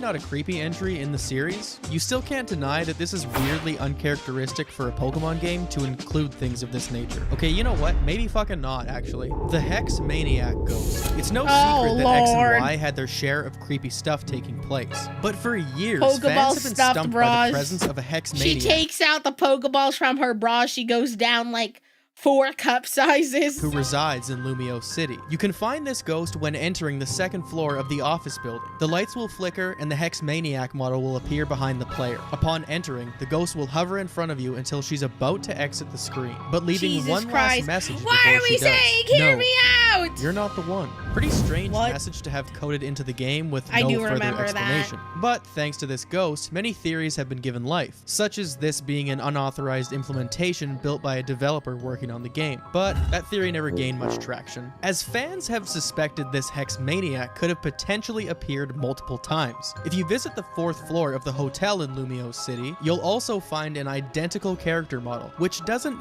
necessarily mean it's the same person, although bearing a striking resemblance in the words that she speaks. If prompted, this new Hex Maniac will say, "Don't talk to me. If you do, I can't hear the elevator." The unknown character What's even going makes a on in the cameo elevator? What's going on over there? in Omega Ruby and Alpha Sapphire, where you can find this alleged ghost girl hanging out in a cemetery. This theory was kind of hard to find information on, so if anyone has any like updated information regarding it, please feel free. Comment below. Comment below anyways. Tell me how you're doing. Mew 3. Much like the infamous Xbox 720 and the beloved PS4 prototype, it turns out that Mew What 3 the is freak? nothing but something we all just kind of heard once and then forgot about. With Pokemon True. like Mew and Mewtwo being around for ages, it's not a surprise that fans would speculate on one day laying their eyes on something as mythical as Mew 3. But in all honesty, that might be something that you'll regret. Although Mew 3 has never made an appearance in any of the games, Mew 3 was actually once featured in the Pokemonster manga. After a Clefairy's DNA What is the- merged with that of a Mewtwo, we finally got to see something much scarier than anything you'd find in Lavender Town. And of course, that would What does it be look Mew like? 3. So next time you're tweeting and you're hoping for some new information regarding Mew 3, maybe turn your attention towards like Mew 4 or 5 and hope that we just I skip like this Mew one 5. altogether. Illegal and banned Pokemon. Illegal Pokemon refer to a list of Pokemon that are not allowed to enter into competitive battles or Yeah. tournaments. And for That some makes reason, sense. Hypno isn't on this list. That's the FBI's most wanted list. This list, however, consists of legendary mascots and event Pokemon, but there's also a list of banned Pokemon cards. Oh, now, yes. I was literally looking at this yesterday. usually, these cards get banned from the TCG due to overpowered strategies, but that isn't the Yep. case for a few banned cards. Some are outright banned due to their offensive artwork, such as Misty's Tears or this Grimer. Bro, what are you doing? Illegal Pokemon are also known as hacked or glitched Pokemon, in which players can be banned if your punk ass is found using them in battle or trading them in online play. So if you've still got that Game Shark or Action Replay kicking around, make sure you flush it down the toilet right now Before you get arrested. There's a long time theory floating around that the Pokemon Kabutops and Genesect are somehow loosely related to one another. I mean, Despite I the can obvious kind of physical see it. similarities, it's actually what lies in the Pokedex that draws fans to believe that there's more to the relationship between these two than we think. Kabutop's previous evolution Pokedex entry reads, "It is thought to have inhabited beaches 300 million years ago. It is protected by a stiff shell." While Genesect's entry reads an eerily similar, this Pokemon existed 300 million years ago. Team Plasma altered it and attached a cannon to its back. With the Pokedex entry linking these two back to the same time period and the physical similarities, I don't know, pretty convincing. However, it was Interesting. argued that due to the fact that Kabutops is a rock-type Pokemon while Genesect is a bug steel, it doesn't really make sense. But based on looks alone, Kabutops was most likely a bug/water-type Pokemon, with the fossilization of its species being what actually caused the bug to rock-type transformation. So with all of this in mind, it would make a lot of sense to say that Genesect is actually nothing more than a genetically altered Kabutops. Leave a comment on this one. I That actually makes want to know what everybody thinks. actually, it makes somewhat sense. Pokemon for dinner. This Huh? This is a theory that's been around since Pokemon Oh yeah, like how they eat slowpoke tails in Pokemon. first arrived on the scene. The dark and ghastly backstory of Pokemon being hunted and the predator-prey relation of Pokemon in the wild. But the bone-chilling reality is that, yeah, animals eat each other in real life too. However, it's hard to call this entry a theory when several Pokemon are canonically known for being hunted down, sold on the black market, or for just simply being downright delicious. In the anime, it's referenced by Professor Oak that he would have eaten Gary's Krabby over Ash's due to the size of it. Our good pal Appleton is known for having the flesh on his back chomped off by children. That's a real Pokedex entry. Amazing. And in case you forgot, there's an entire plot line dedicated to Team Rocket selling Slowpoke tails, as they're supposedly one of the most sought-after meals in the land. They're very and maybe if you're yummy. having one of those, you could wash it down with some of Shuckle's bodily fluids. But You know, I outside think I'll of pass simply on that just one. eating these Pokemon, the poaching and hunting of Pokemon is also known to be true. Gabite scales can be ground up and used in medicinal powder, and for the love of God, we can only hope that Gabite actually sheds these scales from time to time. Otherwise, the nod can be taken that humans are known to hunt and slay these things in the name of scientific discovery, so Oh my hey, it's okay. goodness. But other Pokemon, like Sharpedo for example, have almost gone extinct due to the overfishing or hunting of the species. Kind of like how it's a problem. It's shark finning's a problem here. I did like a whole project on it in high school about like why shark finning is horrible, and oh my god, there are some really fucked up people out there. They'll like take sharks, cut off their fins because apparently they're like delicacies during parts of the world, and like put the shark back in the ocean without its fins, so it's just left to die. Fuck those guys. In order to sell the dorsal fin, as just like that slippery slowpoke tail, this was considered an elite delicacy. Relicanth is a map. In Pokemon Emerald, Is it's it? known that to catch the legendary Regis, you need to be coming correct. And this means having a big, girthy Wailord in the front of your party and an ancient Relicanth filling up that caboose. And once you begin to run train and search for the Regis, it's said that the Relicanth acts as a map of Hoenn, used to unveil exactly where one or all of these Regis could be hiding. The Regis What? being as old as dirt, and Relicanth somehow being older, is just a testament that kind of adds to the belief of this theory. Mindy's Haunter. In Pokemon Diamond and Pearl, there is a rotten old bitch offering to trade your Metacam for her Haunter. On the surface, this is an incredible deal. Yeah, you get a If you're a Gengar veteran now. of the series, then you probably already know that Haunter is only known to evolve by trade. So this essentially guarantees you a Gengar. But upon making the deal with Mindy, you might notice something strange. When this What is Haunter wrong? arrives, it's still a Haunter. Upon finalizing this trade, Mindy will laugh and ask if her Haunter had turned into something else, before saying, "Just kidding, bro," and telling you that Fuck she you, actually made Mindy. it hold something to prevent evolution, an Everstone. And simply by doing this, Mindy has gained the opposite of a cult following, a deep An enemy. cult hatred, with the subreddit r/fuckmindy garnering over 20,000 users. Glitch Oh City. my God. Glitch City is a map loading glitch that can be accessed through Pokemon Red, Blue, and Yellow. Glitch City can be accessed by following a fucking plethora of scammed steps you. that involve going in and out of the Safari Zone, saving, restarting the game, emailing me your credit card details, and a few others. Okay, don't But do once that. you've arrived inside Glitch City, it's a bit of a visual dumpster fire. The terrain consists of random combinations of whatever 8x8 pixel tiles happen to be in memory. So sometimes this ends up being like text characters and random bits of terrain. Walking too far in any direction will completely crash the game, because once inside, essentially you're in a corrupted copy of an otherwise normal game map. Meaning that Oh. walking too far in one direction would essentially lead you to start walking through walls, thus exiting the map boundaries and breaking the game. But it's best to err on the side of caution when entering Glitch City, as the only way to exit is to have a Pokemon that knows Fly on your team. And if you save inside Glitch City without a Pokemon in your party that knows Fly, you'll be trapped for You all are eternity screwed. unless you erase your save file. Beneath the Mimikyu's rag.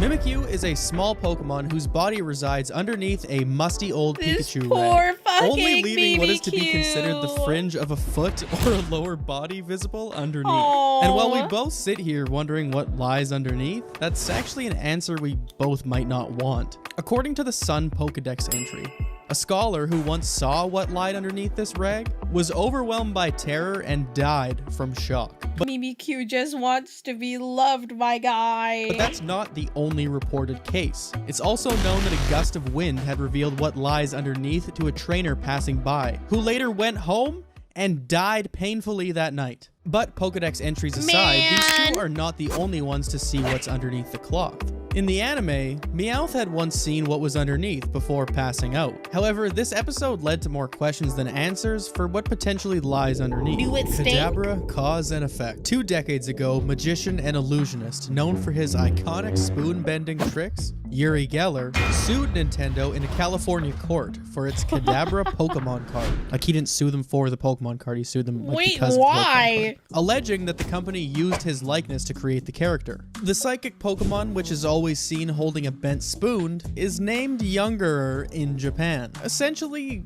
kind of linking him to the illusionist. And with this lawsuit coming at the height of the card game craze, Yuri had requested a halt to the creation and printing of Kadabra cards, which has been the reason behind the Pokemon's absence from the game to date. However, this story is one with a happy ending, as Geller may have finally come to his senses a mere 20 years later, tweeting, "I'm sorry for what I did 20 years ago, but you can learn from mistakes, even more than you can learn from success," allegedly lifting the ban of Kadabra cards. But the Pokemon Company never replied to this, nor have they slapped Kadabra's face on any shiny cardboard. So I think this is one curious case that we just might never find to be resolved. Pokemon X Special Edition. A post on the r/gaming the game Pokemon X?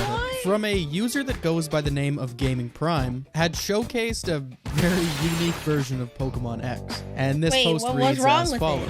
So I've been told by Nintendo's repair center that there's nothing wrong with my game, right after they wipe 30 hours of gameplay. I present to you Pokemon X Special Edition, and that's exactly what this user did. Attaching an album of horrifying photos depicting a clearly broken and bugged out version of Pokemon X. I mean, the most obvious issue being the lack of faces. But if you thought having no face was bad, how about no back at all? Maybe a hole in the head. Character and NPC heads seem to be missing as well, with certain textures just subbed out for a black hole alternative. But after further inspection from our good personal friend Gaming Prime, this user had actually figured out that it wasn't the game at all, but instead it was a faulty 3DS. But despite the game borderline being unplayable, I still don't think that I personally would have returned this console. However, for Gaming Prime, this story has a somewhat happy ending, as it appears that they were able to get a refund or exchange for the bug console. The mythical evolutions. The 3 legendary beasts are some of the most sought after. Oh, is this the one where it's Vaporeon, Flareon, Jolteon, and well-received legendary Pokemon to ever grace the franchise. The trio, composed of Raikou, Entei, and Suicune, were introduced in Pokemon Gold and Silver. With lore from the games and anime, fans of the series had learned that the trio was created when the Brass Tower burned down 150 years before Gen 2 took place, allegedly taking the lives of 3 unnamed Pokemon. Devastated by what had happened, Ho-Oh is said to have revived these 3 Pokemon and turned them into the legendaries that they are today, each one of them representing a stage of the tower's demise. Raikou, the electric Pokemon, symbolizes the lightning strike that started the fire. Entei, the fire Pokemon, symbolizes the embers that lit up the night sky. And Suicune, the water Pokemon, symbolizes the rain that eventually extinguished the flames. This has left fans to theorize over the potential matches that these 3 Pokemon could have been, eventually coming to the conclusion that these 3 dogs were actually the 3 original evolutions prior to their untimely death. Pokemon Shock. On December 16th, 1997, children across Japan crowded the TV and excitedly awaited an episode of Pokemon. Oh, is it the Porygon one? However, some of the children that sat down that night never got to see the ending. Electric Soldier Porygon is one of the most widely circulated and infamous Pokemon stories worldwide. This was the 38th episode of the first season of the Pokemon anime It never series. played here in the States, no? If I'm remembering correctly, they never ever aired this episode in English. This specific episode found Ash and friends teaming up with a Porygon to fix the Pokeball transfer system. Of course, defending the metaverse from Team Rocket. But nearing the end of the episode, Pikachu launches an attack against an oncoming barrage of rockets. rockets, leaving quite an unruly explosion to take place. This explosion allegedly caused up to 12,000 children to experience epileptic seizures, as the strobing of blue and red light was said to have caused this. This led to the episode being immediately pulled from the air, and having Pokemon in general pulled from the network, remaining off air for 4 months. This even went as far as a full investigation into the production studio team, launched by the Otago Police Department at the discretion of Japan's National Police Agency. Nintendo shares dumped 5%, and retailers worldwide began stripping Pokemon merch off the shelves. But while this story is well known, the true numbers regarding the victims of this situation is kind of foggy. Of the 12,000 affected, it's said that only around 700 had sought medical attention, and of that 700, only 150 were admitted to hospital. Notably, many of these 12,000 cases have been thought to have come due to mass hysteria brought on by the news broadcast later that night outlining the situation at hand, alerting the viewers of the potential epileptic effects, while broadcasting the same clip that caused those epileptic effects. And well, obviously, we should all hope for those cases to just be zero across the board. The fascinating thing behind the Porygon episode is that it wasn't just Pokemon that underwent production changes. This incident pretty much changed the entire landscape of anime and media in general. Those kind of strobe effects didn't just vanish from Pokemon, but essentially everything. And well, obviously, Pokemon would go on to recover from this. This didn't stop the Pokemon Porygon from essentially getting blacklisted from all Pokemon anime and just lore in general. Oh, the poor thing, he didn't do anything wrong! On September 19th, 2020, the official Pokemon Twitter account posted and deleted a tweet that left an incredibly bad taste in many people's mouths. Although probably meant to be a harmless joke in relation to Porygon, I can still see why this was quickly removed. Yeah, it's true. Pikachu's fault, not on Porygon. The surface, Drifloon just looks like a harmless, friendly little balloon. I said this was gonna be at the tip, but I guess it is at the bottom. But maybe that's the issue that we're not addressing. Drifloon's Sun entry reads that not only does it grab onto the hands of small children and drag them into the afterlife, but Drifloon also has an innate dislike for the heavier ones. It's also referenced in Heart Gold and Soul Silver that any child who mistakes a Drifloon for a balloon could end up missing. And while some Pokedex entries are just funny little descriptions leading us to develop our own lore surrounding them, this one was actually elaborated on in Pokemon Arceus or Arceus, I'm sorry, where one side quest tasks the player with helping out a child who's being held hostage by a Is this a side mission? I never did this one. Drifloon. So if you ask me, that's probably 2 we gotta keep behind bars now. Giovanni jumped theory. In Pokemon Heart Gold and Soul Silver, the player is able to take the special event Celebi down to Ilex Forest and duke it out with the one and only mob boss, Giovanni, at the top of Tojo Falls. And after just beating the brakes off Giovanni, he quickly sprints out of the cave, but instead of your classic, you hear a much different Later, after the splash, Team Rocket members can be heard over the radio discussing the whereabouts of their beloved boss. When prompted, Ethan or Lyra will then answer saying that the team keeps calling their boss, expressing how they feel bad that the team doesn't know that he's not going to be returning to them. And while obviously we don't have the footage of Giovanni just hucking himself off the falls, the game does a pretty good job of pointing us in the direction of what might have happened. It's theorized that Giovanni was so distraught by his loss at the hands of a mere child that he could not internalize what happened, and instead he just decided he would end it all. Yveltal's Doomsday. Yveltal is a dark and flying type legendary that was introduced in Pokemon X and Y as 1/3 of the Aura trio. But while this Pokemon is visually appealing on the outside, on the inside there's a little bit more going on than we could imagine. In the Y Pokedex, Yveltal's entry reads, when its life comes to an end, it absorbs the life energy of every living thing and turns into a cocoon. Rip Bozo is crazy. So just in case you weren't already worried sick about the Hypno trying to bust your door down and get into your child's room, now you've got the impending doom of this bird Man, this guy could not let go of the Hypno stuff. In front of a car on the highway, causing the I don't want to think about Hypno. Earth just hanging over you. X and Y is about life and death. Diving into this theory and piggybacking a bit off the last one, it's clear that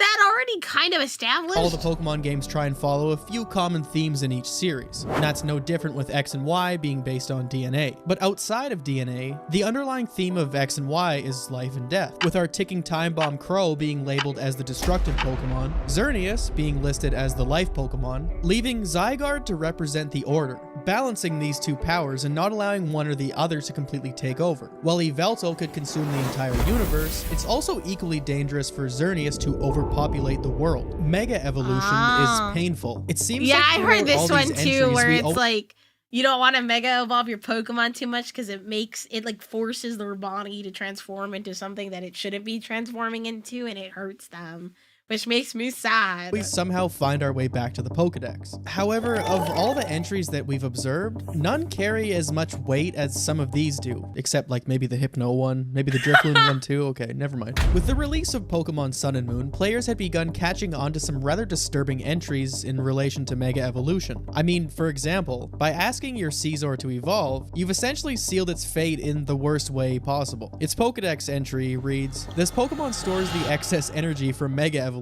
So after a long time passes, its body begins to melt. In my opinion, some of the Mega Evolution forms of Pokemon are the best character models in the game, but it's hard to not feel slightly bad when you're finding out that you're actually forcing Tyranitar to split its back open. The Darkrai murder. In Pokemon Black and White, when traveling on the Marvelous Bridge, you can sometimes see the sprite of a young girl on the side of the bridge, and upon getting closer, she'll vanish, leaving the NPC beside her in shambles. And while this is weird, if you dig around the area and stumble upon this old woman sitting near the doorway, she will state that there was once a girl who always played with an Abra around here, before saying she was so full of energy. It was thought that something tragic had happened regarding this girl and her Abra, potentially having a teleportation accident take place, you know, seeing as they're playing on the side of a giant suspension bridge. But Pokemon Black and White 2 later expands on this story, unveiling a little bit more into the ghost girl. This ghost can be found in this strange house where she can be seen talking about an everlasting dark dream, searching for her mum,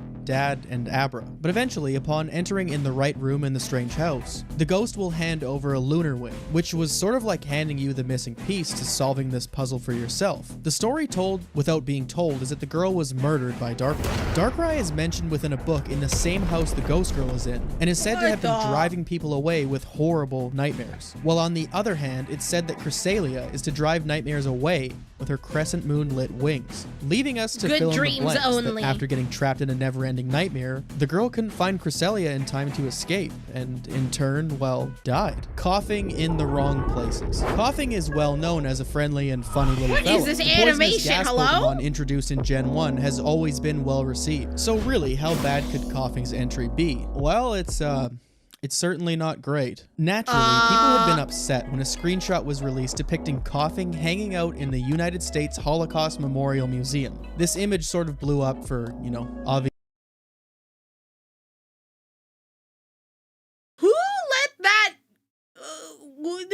let that get posted? Hello? Reasons. Although the legitimacy of this image in front of us has been debated and could very well just be some Twitter prankster with a horrible taste in humor. I think that's the more likely, the more likely thing. I really doubt Pokemon would post something like that. As per usual. But according to an article from the Washington Post, the museum had been marked as a Pokestop alongside other landmarks. The communications director of the museum had stated that playing the game while in the museum is not appropriate whatsoever. Altogether, just a sloppy don't do that situation, and we'll be moving on. The Lost Lives of Pokemon Go. The 2016 Pokemon Go. My God. Somebody needs to check this guy's spelling. And we'll be moving on. I'm so sorry. The Lost Lives Holy moly. of Pokemon Go. The 2016 Pokemon Go craze is a time I genuinely don't think I'll ever forget. The impact this had on major cities. 2016 was when I feel like everyone kind of went and legitimately touched grass. Do you play competitive Pokemon? I play competitive Pokemon TCG. Was absolutely insane. And as someone who lives in a very rural small town, it was crazy to see even people of all ages gathered here to get down to business. Dude, I'll never forget, like, the first few months of playing Pokemon Go. I think it was actually the first month.